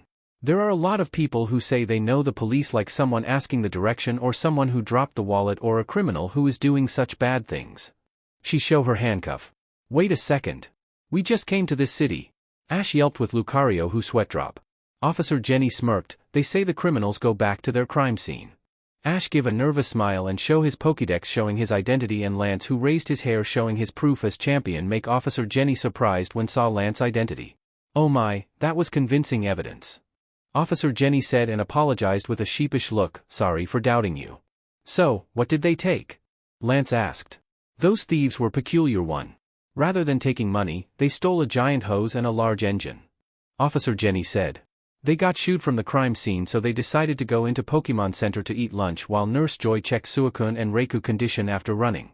Mew was in disguise of Eevee eating the poke food, the same as Pikachu, who eats the same food except Mutwo and the legendary Pokemons. Do you think it's Team Rocket? Ash asked after Shallow the food. I hope not. Lance sigh. They finish eating with Suicune and Reiku, who already got healed. Ash goes to the backyard near the forest where there is no one, and he gives the food to the legendary Beat and Mutwo. Ash exhaled and sat on the bench waiting for them to finish eating. He knew how dangerous it was for them to let go of the legendary Pokemon to the public. Lance also sits beside him, understanding well why they need to eat in a secluded place. Oh yeah, I'm curious. Are you gonna become a champion? Lance asked. No. He refused, bluntly earned an anime fall from Lance. Oh, why? He asked. Being champion is busy. I live and travel and battled. I want to become a Pokemon master. I want to challenge myself and my Pokemons in League. How far can I go? Ash said calmly, but his brown eyes is burning with fire. Lance looks at the Pokemons. I see. But I think you're gonna be disappointed in this city gym. Ash sighed and pursed his lip in silence. Well, if they indeed give me the badge, then I have no choice but to accept it, isn't it no? But even though it was heavy in my heart. Lance nodded. I understand that. After they finished lunch, they decided to walk into Cerulean Gym. Ash opened the door and the first thing they saw was a crowd of people and water pool. He saw 3 girls who did the synchronized dance in the water. Oh dear. Ash muttered. Follow me. Lance turned around, gestured him to follow him. Ash followed Lance out from the pool to the underground and saw an aquarium, make Ash surprised. They halted when they saw the 3 sisters who finished their show. Excuse me. Lance calls them. We heard this is Cerulean City Gym. This young man wants to have battle. Okay then, follow me.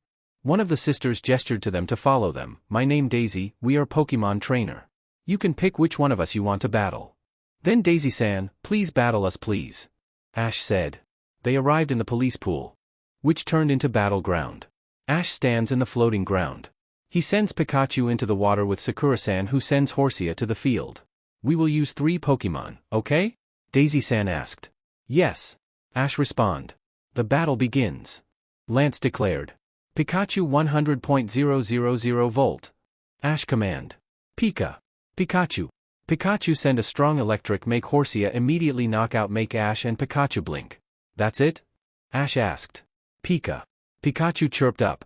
Daisy sends out her other Pokemons and indeed they cannot win against Pikachu. In the end, Ash got the badge in heavy heart because of how weak they are, but then he managed to defeat the gym leaders with his Pikachu. Here. Water badge. Daisy hand out the badge to him. Ash took the badge. Thank you. Suddenly the wall got destroyed, showing a big machine. It was James, Jesse, and Meowth. They SCK the water off from the pool. Large engine and a wide hose. They are the thief. Ash claimed. The water who got absorbed into the machine now reverse sprouting to them like a cannon. Water makes them engulfed in water, but then it reverse back absorbs the water back into the machine, making the Pokemon get absorbed. Pikachu. Lucario. Ash shouted, Pikachu 100.000 volt full power. Pikachu electrocuted and destroyed the machine, making the trio get absorbed in their machine and get thrown into the sky. Lucario cough a water make Ash run to him. Are you okay? He asked in worried. I'm fine. Lucario answered. Ash's stand-up run to Pikachu who got absorbed into the machine only got reversed when Ash turned the machine back. Lance who saw Pikachu caught it in his arm. Got you, he said. Pikachu. He chirped up and got a nuzzle from a worried Mew who was disguised as Dratini. They finally got the badge and decided to set out into the Vermilion City to get his next badge, Electric Badge. Ash looked at the sun who almost set. We better go to the Pokemon Center. Ash comment. You're right. We need to check our Pokemon. Lance pointed out. They walk into the Pokemon Center and hand out Lucario and Pikachu to Nurse Joy with Mew who has his Pokeball. As expected, Nurse Joy knowing about Ash makes him slightly embarrassed. They decided to eat dinner in Pokemon Center. Did every Nurse Joy know you? Lance asked, raised one of his eyebrow. Ash chuckled, well, in my young age, I often to help Nurse Joy from Professor Oak Laboratory. Lance hummed with a sly smirk, pretty and clever. Ash looked at him in deadpan, did you have trouble with your eyes? You mean? Lance chirped up. I need to call my mother. She might be worried. Ash stand up. Lance decided to give the boy some privacy with his mother until he got called by Ash who was still on the phone with his mother. He stood up and walked to the video camera. Mama. Meet Champion Lance. He has been traveling with me for about a few days now. Ash introduce him. Oh my. Pleasure to meet you, Lance. Please call me Delia. She introduced herself. Lance smiled, pleasure to meet you, Delia. I hope that our Ash didn't trouble you in journey. She commented in worried. Lance chuckled, no. It was nice to have company in travel. They talk for about a few minutes until Delia cuts the phone call and Ash exhales in relief with amused Lance beside him. She's a supportive mother. Lance comment after a few second silence. Ash sighs and smiles. Yeah, but she's an amazing mother. Lance who looked at Ash softly made him clear his throat. He stood up, straightened his back, and as the announcement happened calling Ash name made him stand up. Everyone is already healthy. Nurse Joy said to Ash. Thank you, Nurse Joy. Ash ducked his head slightly. Thank you, Nurse Joy. Lucario said, ducked his head slightly. Oh my. I heard from my sister, but it was surprising to see a talking Lucario. Nurse Joy said in surprised. Lucario rolled his eyes with Ash who chuckled, anyway, do you have 2 rooms free? There is no room except for a bunk bed. Nurse Joy said after checking the status of free room. We take it. Lance chirped up. They walk to the 2nd floor where the room in there. Lance opens the door showing a bunk bed at the side of the wall, a wardrobe and a desk with a bathroom of simple shower and a washbin. You can take the shower first. Ash said to Lance. Ash took off his necklace and put it in the table along with his belt that consisted of his Pokeball. Lucario decided to go into his Pokeball. Ash let him have free will to go outside and inside the Pokeball while Pikachu lay in the bed rolling in the bed along with Mew. They are really close friends. He opens his Pokédex looking at the map to Vermilion City. Let's see, in regards to going to Vermilion City, they need to have 3 days night on the walk, but with Legendary Beast within him, he can arrive in Vermilion in 2 days. Ash sighs close to the map and looks at his record he caught. He has no progress at all, he is busy with his gym after all. Ash closes the Pokédex, look outside the window to the moon, then touch at the Legendary Beast Pokeball. I'm counting on you 3, tomorrow. Ash used telepathy to them, he can feel their aura responded to him, make Ash give a warm aura to them in gratitude. At least, he need to catch some Pokemon on the way to Vermilion City, Ash thought and sighs with a nod. Speaking of caught, all of his Pokemon are growing fastly with Minapot who needs to evolve and Weedle who needs to evolve into Beetle. Well, it's no better than Pokemon Battle to make them evolve. Bathroom door opened showing Lance who came out from the bathroom wearing simple track pants and a white t-shirt, his hair became messed not like before. Bathroom is done. Lance said ruffling his hair with his towel. Yeah. Ash's response took his towel from his bag. He enters the bathroom, takes a quick shower and brushes his teeth, he wears his clean clothes. Ash got out from the bathroom to brush his hair, saw Lance who was busy with his device to contact his agent no doubt and look over the report. Ash lay in the bed yawning. Good night, Lance. Oh, good night. Lance respond. Ash held Mew and Pikachu in his chest and let his eyes shut, make him go into dreamland. A chirping Pokemon echoed through the cerulean city, making a young boy in the age of 12 years old wake up from his deep sleep. His name Ash, he was just woken up to begin his journey to Vermilion City to get his third badge. He opened his eyes and saw Pikachu and Mew in front of him, eyes still sleeping. Ash heard a click sound from the door make him rub his eyes, saw Lucario has finished hunting his food, make him grunted sit from his bed and put Mew and Pikachu in the bed. Good morning, Lucario. Ash greet him with yawned. Good morning, Ash. Lucario greet him back. Ash and Lance have decided to go journey 8 in morning, but it is still 7 in morning, therefore Lance is still sleep. Ash went to the bathroom to take a warm shower and brush his teeth. He checked his towel, which had already dried up thanks to his waterbending to control the water that got absorbed in the tower. Ash gives a wave of aura to his Pokemons in the desk as morning greeting, and indeed their voice echoed in his mind makes him relax. He sits in the bed and begins to meditate for 30 minutes, then he will wake Lance up if he doesn't wake up in 30 minutes. Minus 30 minutes later. Ash opened his eyes with his aura, who was already in control and locked, so the Pokemons didn't notice his power. He looked at the clock from his Pokédex. It was 7:30. He climbed to the second bunk bed, saw a sleeping Lance, make him sigh and pat his cheek, send a cold aura, make him yelped, open his eyes, bolted, sit up, touching his cold cheek. Good morning, oh champion Lance. Ash said with mischievous in his eyes. What did you do? I feel like I just got thrown into cold water. Lance asked with wide eye. Ash touched his hand, showing a glowing blue of aura, sending the same cold aura to Lance and making him yelp, took his hand away from Ash. It's aura, okay. I understand. Lance pinched his nose. Ash giggled and climbed down. It's already 07. Wake up. Lance sighs with a fond smile, cheeky brat. Ash sat in the desk while Lance took his private time. He opened his notebook and began to write the training with his Pokemons and their movement that Ash can teach them. And speaking of the league, Lucario is an urgent Pokemon in case Pikachu cannot defeat the opponent or the team. Speaking of Lucario, his ability can defeat the champion Pokemon easily with more training. He closed his notebook when the bathroom door opened, showing Lance already wearing his high turtleneck clothes and jeans. Ash winced when looking at the long fringe of Lance. He took out a pin from his bag and handed out to him. To pin your fringe. You cannot use your usual hairstyle. Ash pointed out. Thanks. Lance took the hairpin. Ash looked at Lance that pinning his red hair at the side of his hair and screwing it. It was so handsome and secretary. He averted his eyes from the champion, took a deep breath and tried to calm his heart down. He is 12 years old, for Arceus' sake.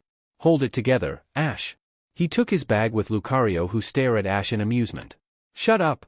He say mentality earned a shrug from the Pokemon, but his eyes has an amusement. I'm done, let's go. Lance said, taking his Pokeball.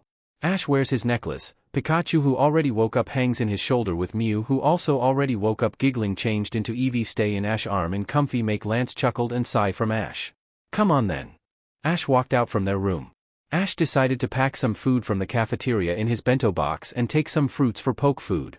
After giving food to the Pokemons as usual, they walk outside from the Pokemon Center to Vermilion City.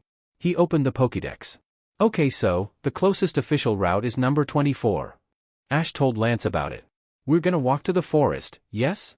He asked, earned a nod. They walk to the forest in comfortable silence until they get broken by Ash. Are you not busy doing your job as champion? I'm fine.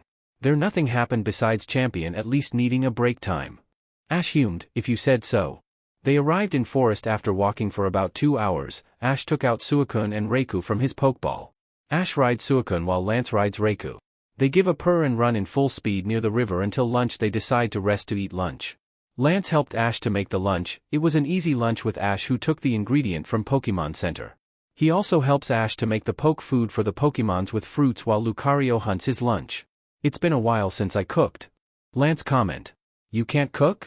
Ash asked, raised one of his eyebrow. I can, but it's already a long time ago, and after I became champion, I rarely travel. Well, isn't it great? You're right. It was a refreshing feeling. I've been busy battling with the trainer or with other champions. Speaking of the champions, I saw your battle on TV. World League Championship. As expected from champion, it was an amazing feeling. Lance felt himself fluttering. Thanks. Ash hands the Pokemon food each to the Pokemons while he eats the lunch along with Lance beside the river. Suicune always lives near the river along with Gyarados, who swims in the rivers in bliss. What is the plan? Lance asked after finished the lunch. I need to train my Pokemons. He answered. Lance decided to stay at the side with the legendary beast with Mew in his arms, dozing off looking at Ash's heavy training regime. He can see that Ash is a true trainer. His training is ruthless, yes, but the Pokemon's is stronger, and when they finish training, Ash will give a healing pulse to them and the berry will make sure they are healed and fine. After 3 hours, Ash finally decided to finish the training with Metapod, who evolved into Butterfree to make him embrace the Pokemon in congratulations and make Lance smile. They decided to begin the journey again. The legendary beast gladly jumps from stone to stone like what they're doing in usual. Ash can sense their happiness in the nature, that's why Ash takes turns to make sure they can feel the ground every day. They continued the journey to the mountain with Ash, who looked at the map, hummed and nod that they are in the right path. We're in right path. Ash shout to Lance, who nod and responded. The sun's gonna set soon. Raikou told Ash. Lucario uses his aura to look for the secluded place that is not far from the main road with Ash and Lance, who hop down from the legendary beast back. He exhaled, look at the evening sky. It's beautiful. Ash said, taking out his Pokemons, who also chirped up in amazed by scenery. We're in the mountains after all, if we continue like this. Tomorrow we're gonna arrive in Vermilion City before the sun sets. Lance said with his hand in his hips. World is beautiful and yet ugly, Mutwo said to them. He's right. There are many of ugly things in the world and yet it is still beautiful. Lucario said. Ash begins to make dinner while the Pokemons play with each other. Lance helps to make poke food while Ash makes the dinner. He asked Mutwo to use his psychic to bring the tree branch from the ground, and Dragonite kindly burned the fire to make a small bonfire. He exhaled and sat in front of the fire and saw the sun setting with the moon, who came up into the night sky. Ash took the dinner from Lance with a smile. They ate in comfortable silence since they didn't need to speak until he finished eating the dinner. Ash begins to read Aura Book Leaf from Sir Aaron. His learning still hasn't finished yet. What are you reading? Lance asked. Aura. Ash answered, I intend to master the Aura power. Aren't you already able to use Aura power? Not enough. If I can save Pokemon from in verge of dying with my aura, then I will be satisfied. Ash answered the question. He cannot rely on Arceus' ability.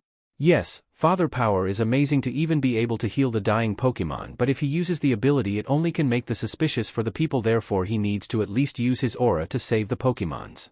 Oh. And defense, attack to save himself from the evil organization. Lance leans at Entei warm body behind them and calmly shut his eyes. It's been a while since he has a peace in his life. He has a chaotic life as champion, handling the region and taking care of Team Rocket. He sighs in tired. Why does every region always have a bad evil organization? Kanto has Team Rocket, Hoenn has Team Magma and Team Aqua, and he pities Steven Stone to take care of two evil organization. Ash looked at the side and saw Lance, who has a calm face, not like the mask he uses in publics. He lowered his guard down and let himself to relax. Dragonite, who saw her master sleep, she bring out the blanket from his bag to Ash, who give a stroke to her snout. Only the blanket got levitated, make them look at Mutwo, who easily covered the champion body with blanket. Oni-chan. Mutwo close his eyes, humped look away, make Ash smile. Lucario, who saw it, give a smirk, and Mew, who giggled. You're not honest, stubborn Pokemon. Mew giggled. Even though Mutwo didn't say it, but Ash can feel it and clearly can understand what he means. Lance is one of us and we take care of our own. He already saw Lance and his Pokemons as his pack. He also didn't need to ask the legendary beast because he also has the same feeling with the proof of Entei tail, who curled protectively around Lance's waist. Ash uses his earthbending to slake the fire off. He closes his eyes and leans at Raikou and begins to sleep, waiting for tomorrow to the Vermilion City. XXXXX. Morning was just like usual with Ash, who woke up first, followed by Lance, who woke up like he just had a full rest. Good morning. Ash greeted him from making breakfast. You sleep well. Lance stretched his limb. Yeah. I think the same too. He stand up, folding his blanket and wash his face from the water bottle. He then walked to the edge of the mountain with Dragonite, who snuggle into his face, make Lance chuckled. Hey, girl. Have a good night? Lance asked. Dragonite chirped in happy. Ash handed out the breakfast to Lance after handing out each of the poke food to the Pokemons. Lance took the breakfast with a smile. What time is it? He asked. Almost 9 in morning. In my defense, you sleep deeply. Ash shoved the food in his mouth, avoid eye contact with Lance, who smiled softly to Ash, and he began to eat the food. They eat breakfast in comfortable silence with the Pokemons, who talk to each other about them until Ash and Lance finish eating. Ash asks Dragonite to destroy the paper bowl in Ash. It's convenient to use a plastic and paper when traveling. There are not many dishes. Makes sense. They begin the journey again with Lucario, who runs beside them, and Mew, who turns into Butterfree, flies beside them. They finally got out from the mountain forest to the main Route 24 when the sun almost set. They almost arrived in the Pokemon Center, therefore they decided to not rest. Ash and Lance hopped down from the legendary beast. Since they almost arrived in the main road, Reika warned him about the rainstorm, making Ash nod in understanding. He chained the Pokeball in his necklace. Ash, who told Lance about the weather, makes him understand very well. After all, Reiku is associated with storm. Lucario ran behind the humans when he sensed an aura in front of the road. He closed his eyes and focused on the aura, only gasping when he sensed it slowly dying out like Sir Aaron time. Ash! Lance! Lucario shouted, calling him. There is someone dying just in front of us. Ash wide-eyed and ran faster, using his aura to sense the aura, and indeed it was the same when Sir Aaron died. Ash and Lucario halted when they saw Charmander in the rock with its fire slowly dying. Hey, what are you doing here? Ash asked to Charmander kindly. I am waiting for my trainer. He answered with pitiful male voice. How long have you been in here? He asked again. Charmander didn't answer. Ash told Lance what he spoke, and he had a grim look in his eyes. A drop of rain fall from the sky and makes Ash gasp. Oh now. Say, please let yourself check in the Pokemon Center. Ash takes off his waterproof jacket to cover it tail and body. Screw your trainer to leave you alone in here with your condition. Ash runs to the Pokemon while sending Healing Pulse to Charmander while fusing it with Arceus' ability to help him stay stable. They burst into the Pokemon Center to Nurse Joy. We found this Charmander on the top of the hill at the verge of dying. I managed to stabilize him using my aura. Please help him. Ash pleaded with desperate. It must belong to Damien Trainer Charmander. Nurse Joy gasped. Where is this person now? Lance asked.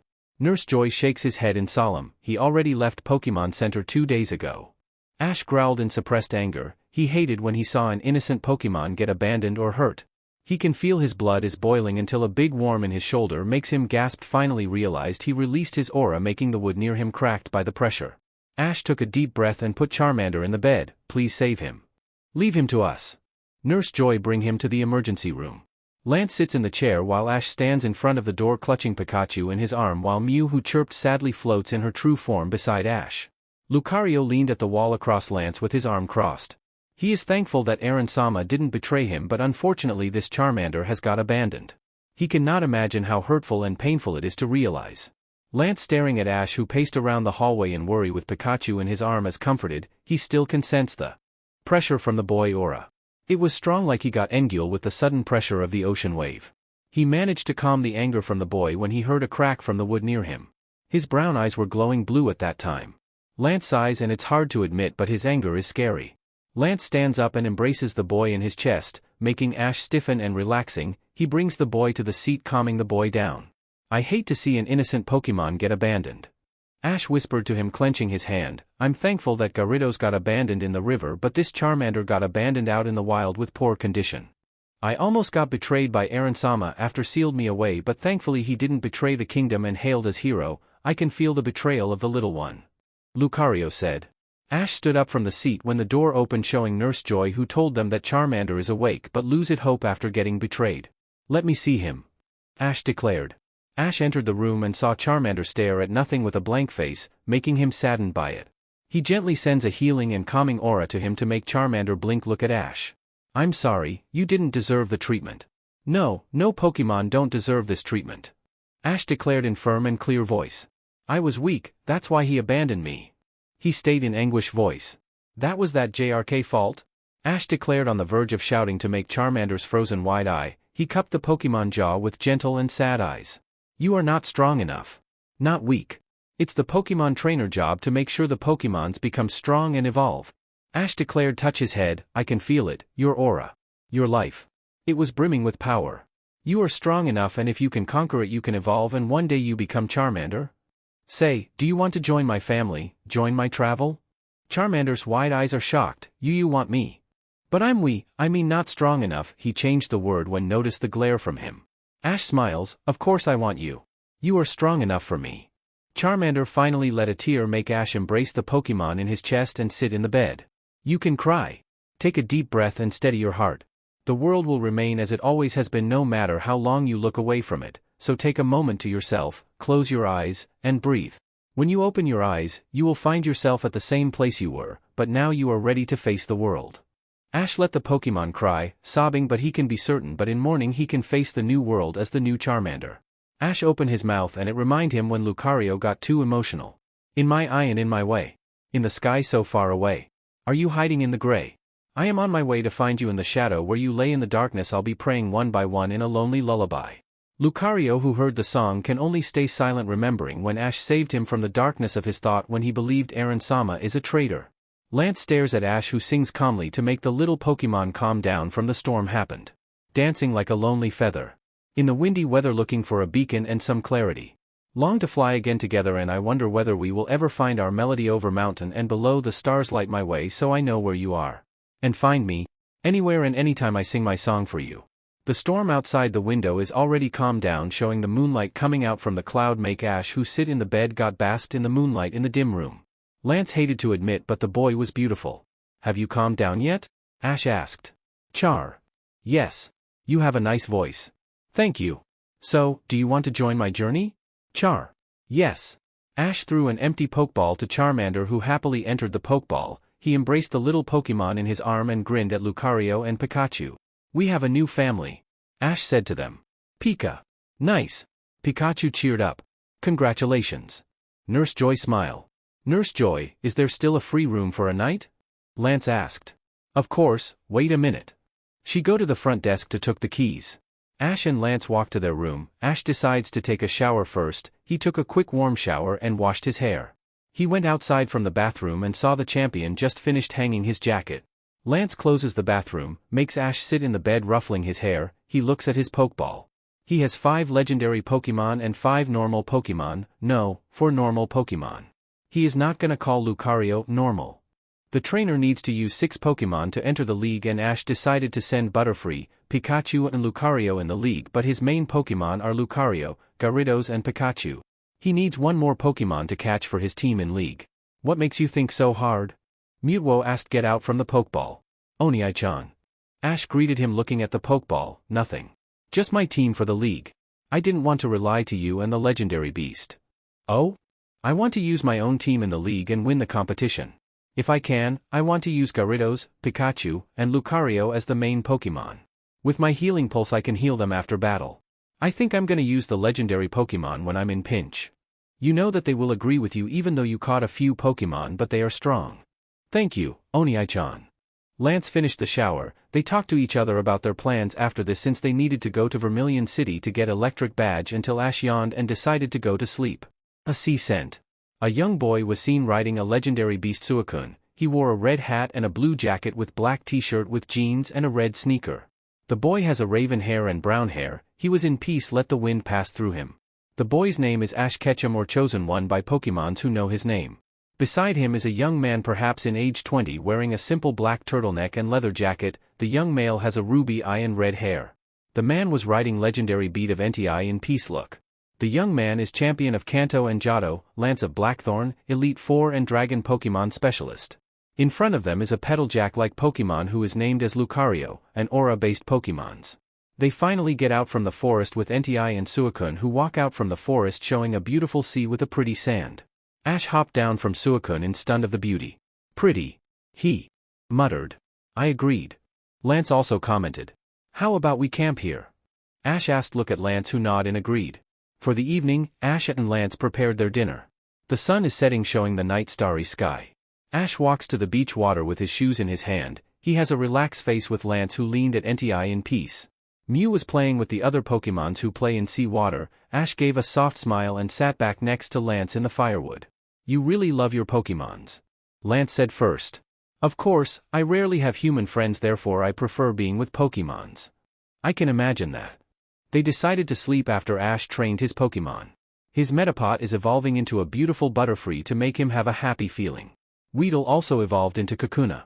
His training is this intense, make his Pokemon evolve quickly, but they are satisfied with the result. They decided to continue their journey early. Lance threw the sand into the firewood so they didn't make attention to the wild Pokemons.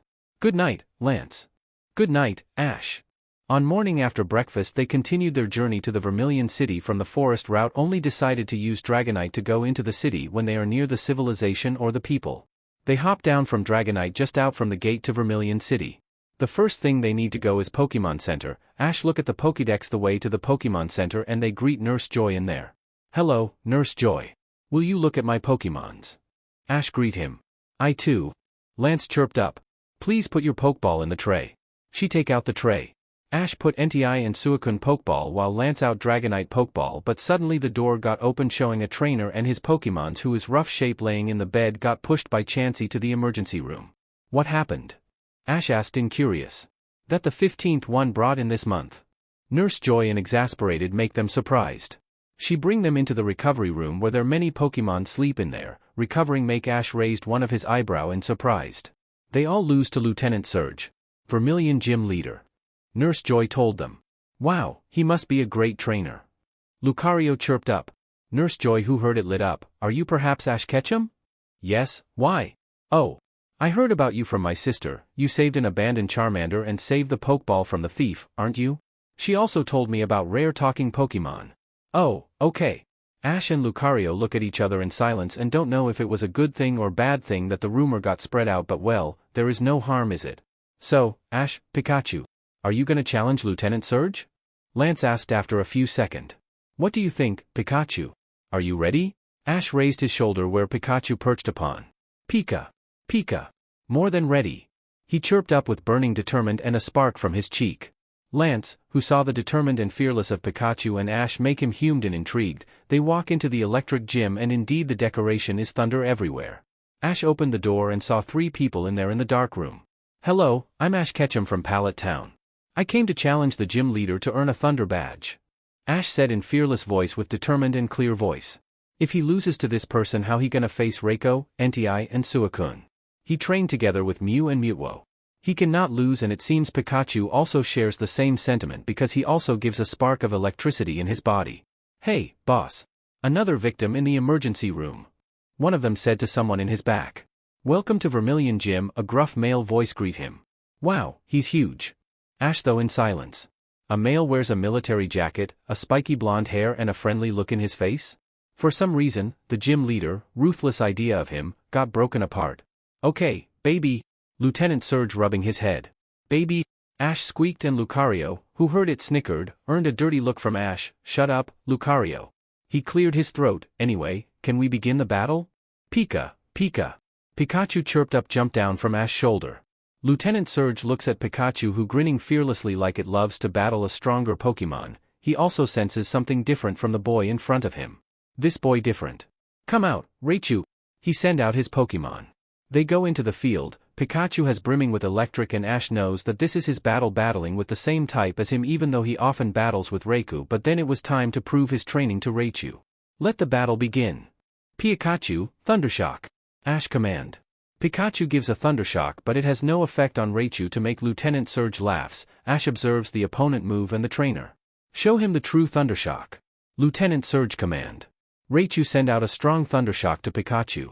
Pikachu, Iron Tail to the ground and channel the electric to the ground. What?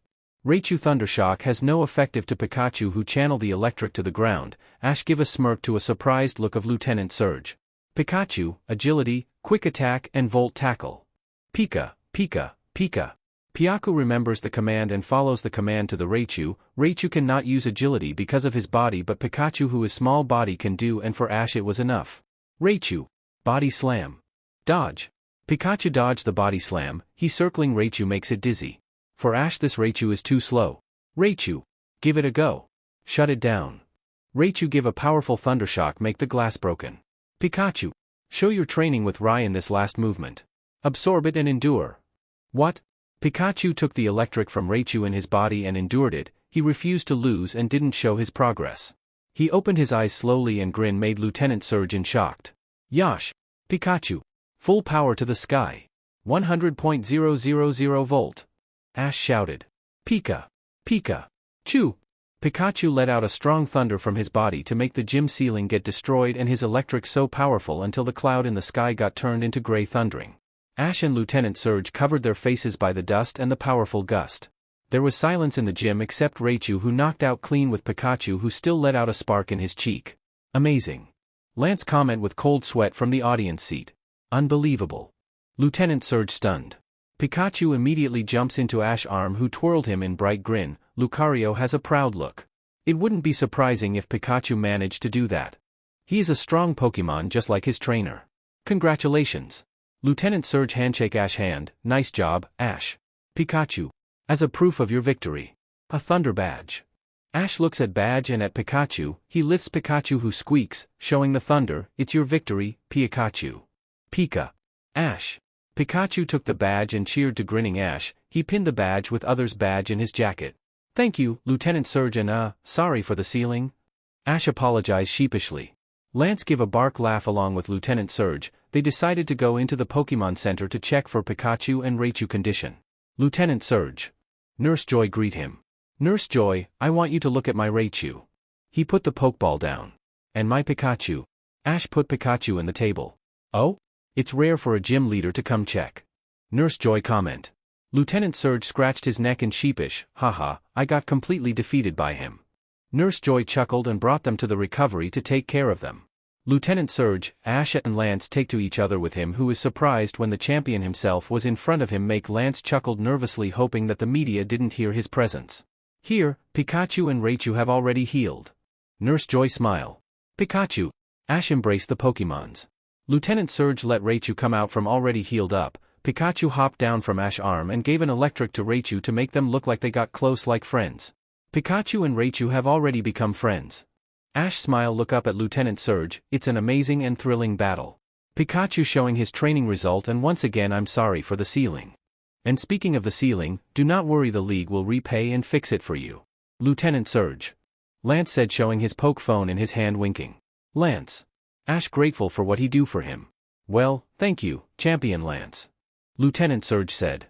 They decided to begin the journey to the Saffron City for the next gym battle of Physic Battle, but before that Lance and Ash decided to buy some poke food he needed to supply and his food. Thankfully Pokemon Center sold the supply, then they decided to go walk since they decided to look around the city. Wow! Look at the cruise ship. Ash comment look up at the massive ship. I never seen a cruise ship before. Lucario comment. But, we cannot enter the cruise. We cannot purchase it. Ash respond to Lucario, who hummed. Suddenly a popping sound and a congratulations come from the two people who told them that they are lucky to win a lottery to famous St. Anna cruised. There is a Pokemon party in there and Pokemon battle, of course. Well then, we'll take it then. Ash took the ticket.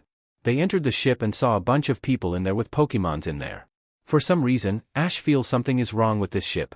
They walk around the hall amazed by the shop. It looks like a big Pokemon convention. Everyone here is a Pokemon trainer. Lance said. Yeah. Ash look around in narrowed eyes, noticing the champion. What's wrong? I had a bad feeling on this ship. Bad feeling? He stiffly leaned near Ash. Aura? Yeah. I had a feeling about a malice aura around here. Lucario is close to me. Do I need to call my agents in case? Lance asked, hand twitching to his Pokeball and his poke phone. It's up to you. They saw a Pokemon battle in front of them between two trainer, Raticate and Starmie. Ash decided to join the battle to let go of his bad feeling. Who wants to battle with my Raticate? The male trainer, the host asked. I want to battle your Raticate with my Butterfree. Ash took out his Butterfree. As you wish. Raticate, hop, jump and kick. He command. Butterfree tackle. Finish it, Raticate. Hop Fang attack. Dodge it and stun spore. The Raticate cannot move because of the stun spore. The host took his Raticate, making Ash and Butterfree confused. It's enough. He said, why don't we call it draw? Ash tilted his head, slide Butterfree head and touched his head to the Pokeball with Lance, who walked to him. Pika, Pika. Pikachu points at the buffet in the table, make Ash chuckled. Okay. They decided to eat the buffet while talking to each other with Pikachu, who enjoyed eating the poke food until the host came to him. So, you're having a good time? He asked with the woman next to him. Yes, sir. We're having a great time. Ash answered. Your Butterfree is quite extraordinary. Thank you, sir. I put a lot of work into raising him. What do you think about Raticate? It was great and it put up a tough fight. In that case, I will be direct. What about trading Pokemon with my Raticate? Ash gave a smile. Oh, sorry, sir. But I didn't do trade Pokemon to anyone. Sorry, sir. The man, who sensed that it was his decision, decided to back down, leaving Ash looking at his back. They decided to walk into veranda where the sea breeze passed through Ash and Lance. Do you not like to trade Pokemon? Lance asked. No. They are not a things. They are mine. He answered. They decided to go back into the hall until Ash halted, clutching Pikachu in his arms with Lucario, who stood in front of Ash and Lance in protective manner. What's wrong? Lance asked and alerted with his hand clutching his Dratini Pokeball. As the door got closed along the curtain. The people in there ripped their clothes showing, our word in there make Lance, and Ash growled. Lance, I think it's time for you to call your agents. Ash whispered. Yes. He took out his poke phone to send an emergency signal. Team Rocket now will take possession of your Pokemon. Jesse said. The member of the Team Rocket began skiing the Pokeball from the people, Ash growled. Pikachu, Thunder Shock, Lucario Dark Pulse. Ash command. Dragonite. Hyper Beam. Lance command. They let their power to make Team Rocket knocked out with Ash, who declared, if you want to rob our Pokemon, then we will make it a battle. Pikachu 100.000 volts. The other trainer also takes out their Pokemon with another Pikachu, who makes a tower and sends out an electric. Then Ash takes out his Charmander with another Charmander to burn those people. Those people got kicked out from the ship by the Pokemon's power until suddenly the ship got unstable. Oh no! There is a big storm. Ash claimed, look outside the window. Not good. Lance commented. The people begin to panic with the ship slowly sinking into the sea. Ash and Lance run toward the exit door where supposedly the gate can be opened, but the people who pushed each other make Ash and Lance cannot do anything until the people manage to get out from the ship. Lucario and Mew already have their Pokeball except Pikachu, who is in Ash's shoulder. Ash gasped when the water managed to enter the ship from the hole. Suicune, who sensed the distress, come out from her Pokeball. Get on, you too. She bent down. Oh, you are a water type? Ash remember. Ash and Lance sit in the Suicune back, who run into the exit. She warned them to take a deep breath. They clutching Suicune fur and tight with her, who swim to the surface, make Ash and Lance gasp. Are you okay? Suicune asked. Stand in the water. Ash coughs. Why yeah, thank you. Suicune. Where do we go? She asked. Ash closed his eyes and muttered, wave within me. He tried his best to look for the desert land, and indeed he found an island not far from them. Make Ash open his eyes. Go to the east for 30 kilometers, there is an island there in port. Ash opened his Pokédex to clarify. Humed, it was Port City of Maiden Peak. We can look for the cruise to bring us to Saffron City. Saffron City, if I remember, near the sea, is it not? Lance asked. Peak from Ash's shoulder. Yes, but if we use Suicune to run to the beach side of the city near Saffron City, we need 2 days. Then what about we go into the port city, if we ride the cruise? We need to stay there for 3 days, but if we use Suicune we only need a day to arrive near Saffron City. Ash humed and looked at Suicune, who nodded. I can do it. Suicune began to run again with Lance, who used his Dragonite to fly beside Ash. For a whole day finally they arrived in the port city. Ash hopped down from the Suicune near the forest in the beach shore and put her back into her Pokeball along with Lance, who put his Dragonite back to her Pokeball. Let's go. We need to look for a place to sleep. I'm sure there is a Pokemon Center near here. Ash said. Look at the Pokédex map. Over there. Lance pointed at the dot in the map. They walk into the Pokemon Center in Port City only to be stunned by the ruckus in the city. It seems like there is a festival in the city. Summer festival. Ash read the pamphlet in the random wall. Well, we can look around if you want after checking the Pokemons in the Pokemon Center. Lance suggests. Ash sends all of his Pokeball along with Pikachu to Nurse Joy, the same as Lance. They decided to eat dinner since Ash didn't really try to eat sweets, but he's sure that Mew loves to eat sweets from the festival. Everyone has already gotten back into health. Nurse Joy said with smile. Thank you, Nurse Joy. Ash took his Pokeball and sent a wave of warm aura to his Pokemons. Well then, let's go to the festival, shall we? Lance commented after put his Pokeball into his belt. Ash let out Mew, who perched in his head into invisible, while Pikachu look around in daylight with Lucario, who stay next to him like a bodyguard as always until Mew use his paw in his head and turn into Swablu floating near the cotton candy shop. Make Ash chuckled. Mister. I want to buy this cotton candy one, please. Ash took out his money. Here you go.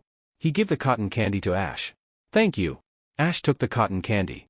Mew, who in Swablu form perched in Ash's head with him, who hands out the cotton candy to Mew, who eats in delight with Pikachu. He saw Lance, who in the corner stall made him confused and raised one of his eyebrows. Do I make you wait? Lance asked. Run to him. No. What did you buy? He asked in curious. A souvenir. They walk around while Ash looks around. Speaking of the souvenir. He needs to buy some kind of gift for his Pokemons. Ash halted in front of the accessory stall and saw a simple blue and black bracelet. This bracelet is perfect for Lucario. Ash decided to buy the souvenir in silence, hoping that they would like it, until a firework happened to make them go into the beach store where there were not many people in there. Lance hands out a box to Ash, who is surprised. For you. Ash took the box after a few seconds of hesitation. You don't need to. I want to. He said in firm voice. Make Ash shut his mouth. He opened the box, showing a badge case, made him gasp, and then he saw a beautiful bracelet, make him take a sharp breath. It was a beautiful keychain of Dragonite figure that made him smile and chained it to his Pokédex. Thank you, Lance. It was beautiful. Ash grinned brightly to the older male. Lance cleared his throat and looked away, nothing. Ash let his legendary Pokémons out from their Pokeball with Ash, who opened the paper bag in the beach ground. And speaking of the gift, Ash trailed. Ash showing a bunch of gifts to the Pokémons in front of him. Ash gives a bracelet to the legendary beast with each of their color and their mark. NTI has a red, fire logo mark in there, Raikou has a golden, bolt mark in there, and Suicune has a blue, water logo in there. It's beautiful, Ash. Suicune said in touched. Thank you, Ash. NTI chirped up, adjusting the feeling of the bracelet in his leg. You are too kind for this world, chosen one. Raikou comment. Ash gives a peck each in their forehead. It's an honor for me to make you three stay with me. He also gives the same type of bracelet to Mew and Mutwo. Mew squealed and dived into his chest in happiness with Mutwo, who had a fond look in his eyes. Lucario, who saw it, gave a fond smile to the child. He vows to protect this child, and he will do it in vow as his knight's training. They look at the firework that is displayed into the night sky beautifully. Ash glanced at the older man in silence until he broke the silence. I need to go back into HQ to report about Team Rocket. Lance informed him. When? He asked, averted his eyes. Lance sighs, when we arrived in Saffron City. Ash only stayed quiet and hummed in response. Honestly, he didn't like that Lance stayed away from him. He begins to take to the older champion after all, it becomes lonely. On morning, they decided to begin the journey again with Ash, who rode Suicune, and Lance, who rode his Dragonite. For the whole day they finally arrived at the shore, where he saw a cliff to the main road to Saffron City. Lance brought Ash to his Dragonite to fly into the cliff, while Ash brought the Suicune back to her Pokeball. We're arrived. Lance comment. Thank you. He reponsed. Ash and Lance hopped down from Dragonite, looked down at the intense wave, make Ash cringed slightly until he saw a bunch of Butterfree. The Butterfree are preparing for the season of love. Lance said with his hand in his hips. Mating season? Ash asked. Yes, the Butterfree will look for partner, cross the ocean to lay eggs. Let's look for the Ballon rental. I need to let Butterfree look for partner. You're right. Lance and Ash look for the Ballon rental. They lucky they managed to rent it, then they float into the air until Ash threw Butterfree ball into the air, showing his Butterfree, who go into the other's Butterfree. Good luck, Butterfree. Ash shouted. Look for a nice partner. Lance shouted. Ash finally noticed their other trainer, who sent out their Butterfree. He looked at his Butterfree, who flew down to him. Butterfree. Ash touched his head and took a ribbon from his bag, tied it into his neck. You need to find your partner. Free. Ash. He chirped up. He looked at his Butterfree, who looked at his partners until he saw a beautiful pink Butterfree fly. Good luck, Butterfree. Ash whispered. Lance told him that the Butterfree doing the courtesy dance until Team Rocket disturbed the Butterfree, make Lance growled with his Dragonite Pokeball already in his hand. Why they always come? He asked. Haha. I wonder why. Ash muttered. Ash blinked when saw Butterfree use tackle into the net where the pink Butterfree got caught, make him hold Lance's hand. Let Butterfree handle it. Ash said to him. If you say so? Lance took the Pokeball back to his belt. Butterfree. Ash shouted to him to make him look at him. Use wind gust.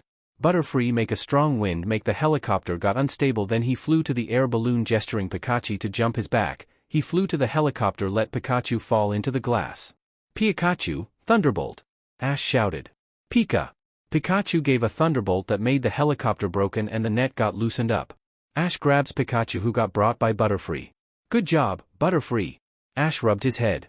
Suddenly the pink Butterfree flew toward his Butterfree and began to dance to make Ash smile. You did it, Butterfree. Ash cheered with grin. They look at the two Butterfree, who dance at each other until the sun is set. Ash looks at the two Butterfree, especially his Butterfree, who he raised. Ash. Lance touched his back. Ash took a deep breath, crouched down, pat his head, then at the pink Butterfree head. This guy is a good guy, so take care of him. Free. I will. She said, make Ash smile. Give birth to some lively babies. Ash pat his Butterfree, who teared up. Don't cry, we meet again someday. I will explain to the others. Don't make trouble to your girlfriend. Free. Ash. He muttered in sad. Ash stood up. Go, she is calling for you. Butterfree gave a last embrace to Ash and flew toward his partner, leaving Ash, who wiped his eyes to not let tears drip from his eyes. It was a quiet night in the Pokemon Center, where everyone already slept, but not for one trainer, who sat in the chair staring outside the moon in night sky. Ice name Ash. After free Butterfree to let him have his life, Ash continued his journey to the Saffron City to challenge the gym challenge, but Lance needed to go to HQ, and who knows where, leaving him in front of the gate of Saffron City. Ash touched his forehead where Lance had kissed him. It was burning where his lip was touching him, but for some reason he didn't understand why he had these sensations. He exhaled, shook his head, slapped his cheek with both of his hands, startling Pikachu in his lap. No, no. Focus on the gym challenge. He though indetermined. Pika? What's wrong? Pikachu asked, tilted his head. Ash scratched his chin, make him purred, nothing. Pika, Pika, Chew? Have you decided which Pokemon you want to use in gym? Ash sighs in defeat, I didn't know anything about psychic Pokemon. Pika, Mutwo. Strongest psychic Pokemon. I can't. If I let him into the field, he destroyed the gym leader with one move. Pikachu tilted his head in confusion, Pika, Isn't that good? Ash chuckled, stroking Pikachu's soft fur, it's unfair, Pikachu.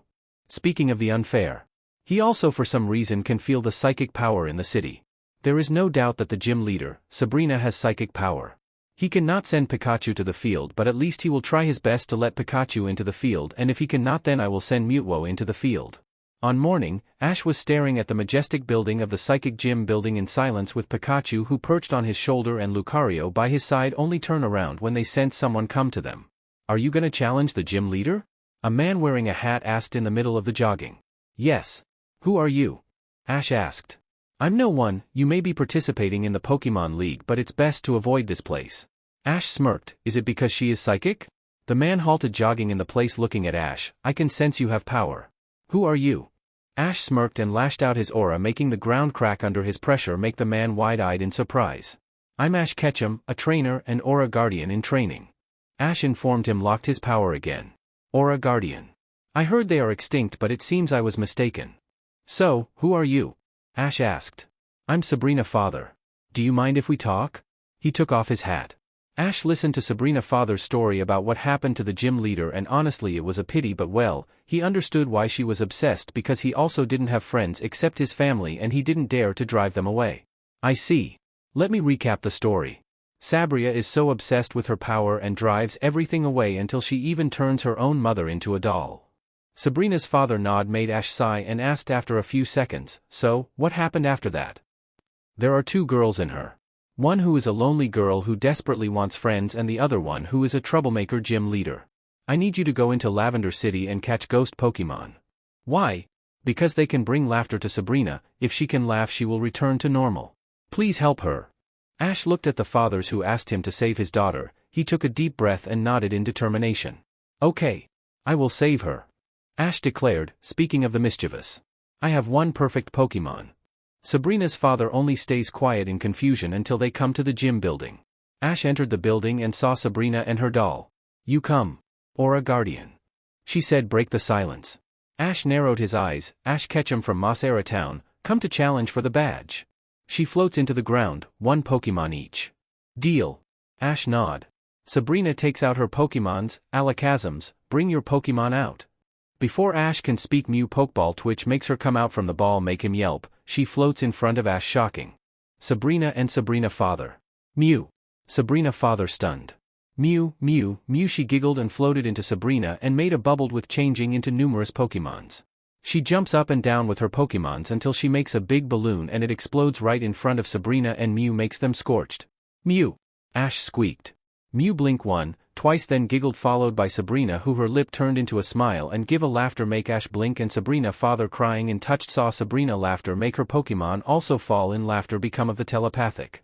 Ash is glad that Mew can give laughter and light to Sabrina's eyes. In the end, she give him the Marsh badge to Ash, with Sabrina who released her mother, make the family united again in harmony. XXXXXX. Ash was at rest eating lunch, looking at the canyon in front of him where there is no one in the path. He already walked for about 3 days to Mountain Cliff to the next gym challenge, Celadon Gym in Celadon City, for his rainbow badge for the league. He already has 4 badges with him while the league needs 8 badges. He needs to hurry, and speaking of the league, Ash needs to shorten his Pokemons for his team. First, he has Pikachu, Gyarados, Lucario, Beedrill after evolved perfectly from Weedle to Kakuna, the last to Beedrill, and the last is Charmander, who already evolved into Charmeleon. He has 5 Pokemon in his team that he is gonna use in league.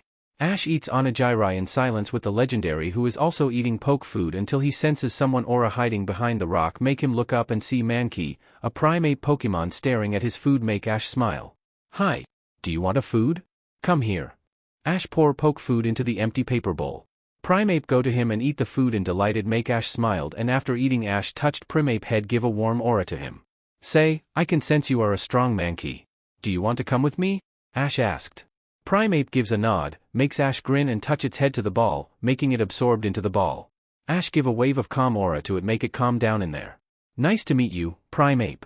Ash whispered to him and chained the pokeball in his belt. Are we going, now? Raikou asked. Yup. Ash stand up nodding. He hopped into Raikou and he began to run in fast pace into Celadon City. The first thing he needs to go to is the Pokemon Center to let Raikou have full power again. Ash, Pikachu, and Lucario can see Celadon City in front of them, make him hop down from Raikou and put him back into his Pokeball. Let's go, Lucario, Pikachu. Ash said to them. They walk into the Celadon City Pokemon Center and earn a look because of Lucario since they didn't know what kind Pokemon Lucario is. Ash enter the Pokemon Center saw Nurse Joy. Please take care of him please. Ash put Raikou Pokeball into the tray. I will. She took the Pokeball. Ash looked around the Pokemon Center in silence waiting for Raikou. It was still morning 9 o'clock, there were not many people in the center. He sat there in silence. If Lance is beside him, he has many things to talk and speak of Lance. Ash took out his Pokédex showing his keychain make him soften slightly. He got yanked out from his thoughts when Nurse Joy called his name to make Ash stand up and go to the front desk and took the Pokeball from Nurse Joy. Oh yeah, I remember that I got a parcel from Champion Lance for trainer Ash Ketchum. Nurse Joy said and remembered. From Lance? Ash asked. Nurse Joy handed out the parcel to Ash who took it. He gave a grateful nod to Nurse Joy and decided to open it in the courtyard. He opens the parcel showing a hat made Ash raise one of his eyebrows. What? He asks in a confused look at the hat, last time is keychain and hat? Lucario who understands what happened can only smirk in understanding, it's a courtesy gift.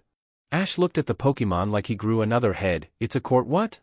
Lucario rolled his eyes, it's a courtesy gift, it's a gift if the opponent person adored his or her partner. It is clear that Lance is fond of you and wants to properly court you. Ash can feel his cheek heated up and he no need to ask because the way Pikachu and Lucario look has already confirmed it. He cleared his throat. How do you know? He asked in embarrassed. In my time, when the male person fancies the female, he will give a courtesy gift and if she accepts the gift then they will begin the courtesy until the time has come, but if the female is refused the gift then that means the male gets rejected. Time? Ash squeaked with furious blush, what time? Pikachu and Lucario rolled their eyes with Pikachu who answered, Pika, Pikachu, time until marriage of course. Then, what should I do with this? Ash asked in flustered, then he yelped, more importantly, I'm still 12 years old. It's time for the courtesy begin, courtesy is to get to know their partner much better. Something like that. Lucario answered. Pika, Pi, you can send things you like. Ash looks at his Pokemons in silence then at the gift, he looks at the morning sky in deep thought. He often wondered about Lance smell, a cinnamon wood and a forest smell. In this relationship, Lance is of course the dominant one while he is the SBMSSV one so he needs to send a gift back as the response that he accepts the courtesy from Lance but what is good for him? He is champion. Ash stood up and decided to go look around the city since he decided to stay in the city for the night. He wandered around until he arrived in the perfume shop. Make Himi enter the shop. Welcome.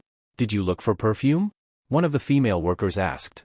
Ah yes, well, I'm looking for a nice smelling perfume for gift. Ash answered. Well then, please call me Erica. Let me see the perfume. She gestured to him to sit in the seat. Ash sat in the seat with Pikachu sitting beside him. Lucario decided to stay in his Pokeball. Erica puffs a perfume in Ash's wrist and makes him sniff it. Oh, it's like a flower smell, a spring smell. Ash comment. It's the most popular one in this shop. She informed him. Pika, Pi, it smells just like your aura. Spring smell. Courtesy is to get to know their partner much better. Lucario's words echoed in his mind and made him nod in decision. Ash looks at the perfume bottle. Ash got out from the shop with the perfume bottle in his arm. He didn't want to know if it was a good thing or not since the smell is the same as his aura. Well, what is done is done. It's time for him to have a Pokemon battle for his rainbow badge after lunch, Ash planned. He walks back into the Pokemon Center where Ash bought the lunch then he takes out his Pokemon except his legendary Pokemons then he goes to the backyard to make sure that the legendary got eat to fullest. After this, we're gonna battle with the gym leader. Pikachu, Pidgeot, Chameleon. Ash said to his Pokemons. After eating lunch, Ash and Pikachu go to the gym. Ash blinked when he saw the worker from the shop in the gym make him wide eyes. You are that one Isan from shop? Ash pointed out in surprised. Oh, are you a trainer? She asked. Yes, I have come to challenge the gym leader. Our gym leader. Erica. Follow me. Ash follows the worker to the deeper gym. He is amazed by the numerous plant Pokemon and the plants in there. It is obviously weak against the fire type he mused. He arrived in the field where Erica was. Are you a trainer that want to challenge me? Erica asked. I'm Ash Ketchum from Mossera Town and I want to challenge myself to get a rainbow badge. We're gonna use 3 Pokemon, is that deal? Deal. Gym leader, Erica versus trainer Ash Ketchum from Mossera Town. Battle begins. Erica sends out her Tangela while Ash sends out his Charmeleon to the ground. This time he uses logic. Grass is weak against the fire. Charmeleon. Use slash. Ash command. Char. He used slash only got dodged by Tangela. Tangela, stun spore. Burn them using flame burst then use flamethrower. Chameleon let out a burst of flame and the spore exploded like a firework making Erica and Tangela caught off guard. Then in that moment Charmeleon used flamethrower to make Tangela make it knocked out. Come back Tangela. Go Weepinbell. She let out her last Pokemon. Charmeleon, can you still continue? Ash asked. Char. Of course. He has a determined look and Ash can feel their bond is become much stronger. Ash smiles. Weepinbell, Razor Leaf now. Erica command. Flamethrower at full blast. Ash command. The leaf got burned by the fire, make a small meteor of fire. And the last. Flame burst. Chameleon gives a full blast of flame to Weepinbell to make it get knocked out. Ash gives a smile to Chameleon who grins. Return Weepinbell, go. Gloom. A plant Pokemon gets out from the Pokeball, sends off a really smelly smell into the gym. Charmeleon gets knocked out, makes Ash take him back into his Pokeball. He wants to take off his Pidgeotto only to be interrupted by Rocket Team. Rocket Team. Ash claimed. They want to steal the perfume but Meowth makes an explosion that makes the gym get burned because of the explosion and don't forget that everything is a dry leaf so the fire is fast to spread. They manage to save the Pokemons and the children inside with Ash who managed to get out from the gym. Go, Gyarados. Ash throws the ball showing Gyarados, full power, rain dance. He give roar to the night sky make the cloud gathered up to make a cloudy sky. Ash saw in frantic Erica make him ask her but she didn't found her Gloom. What if Gloom is still inside? Erica asked in worried want to run to the burning building only got hold by Ash. I will go. Wait here. Ash said to him. He run to the inside of the burning building with his sleeve covering his nose. Suicune get out from his Pokeball using her water ability to dim the fire from Ash to not got burned while he use his aura sight to sense the living aura until he found Gloom terrified at the fields. He run in here only gasped when the ceiling got destroyed almost destroyed only got levitate and destroyed before in his eyes make him turn around. Oni-chan. Lucario. Ash claimed. You're reckless. Mutwo said in huffed. I cannot die young, Ash. Lucario said in exhaled. Ash chuckled and walked to Gloom sending a wave of calming aura to make it calm down. He crouched down in front of him. Hey, Erica is waiting for you. Let's go. Ash spread out his arm. He gets out from the building with Lucario on his side and invincible Lucario, Suicune, already goes back into his Pokeball with Gloom in his arm. Erica. Ash called the gym leader. Ash. Gloom. Erica took Gloom from Ash's arm. Oh, you're fine. Thank you, Ash. No problem. He noticed that it was raining and made him walk to Gyarados, rubbing his head. God job, you save us, today. Jaya. Are you okay? He asked. Yes, good job, go rest. Ash tapped his head with his Pokeball. The morning is coming with help of a firefighter. The fire already got dimmed and Officer Jenny who looked at the crime scene. Erica gave the rainbow badge to Ash as gratitude and besides if the battle continued she knew that she would lose anyway. Great. My new badge. Ash grinned. He went back into the Pokemon Center to pack his things. He didn't manage to sleep but at least he got his badge. Ash adjusted his backpack in his back and he didn't forget to send the parcel through the Pokemon Center to Champion Lance from him. I hope that he gets the parcel. Ash though walk outside from Pokemon Center. He walks out from the city to the forest where there are not many people in there and letting out Suicune who bend down let Ash hop into her back. Where to go next? She asked. Ash open his Pokédex hummed and close it. Fuchsia Gym to got my soul badge. On Johto Champion HQ. Lance of Blackthorn has just received a message from Pokemon Center that someone named Ash Ketchum has sent him a parcel to make him go into Pokemon Center as soon as possible therefore he's now staring at the parcel box in front of him who sit innocently. Screw it, he though tearing the parcel open one by one until it showing a card box make Lance open the card box showing a perfume bottle and a plastic bag of poke food and a letter make him open the letter. Dear Lance. I hope that you like it. I know Dragonite likes my poke food, therefore I send some of my poke food to her, and speaking of the present, I love the hat, thank you. This perfume is from Celadon City, with Erica, gym leader, suggesting it. Pikachu told me that the perfume smells similar to my aura. Maybe that's why the Pokemons are near me. Also, I like spring, flowers, and a night sky. What about you? Yours, Ash Ketchum. Lance puffed the perfume and inhaled it. He didn't really like perfume, but for some reason the smell is like Ash smell, and it seems Dragonite also likes the smell, with her who chirping in delight make him chuckled. He look outside the window from his tower, can't wait to see the boy again someday. Okay, sadly the chapter is over, and if you enjoyed the video, just leave a like and subscribe with post notification, so when the next chapter is ready, you will be notified. Okay, see you in the next video. Bye.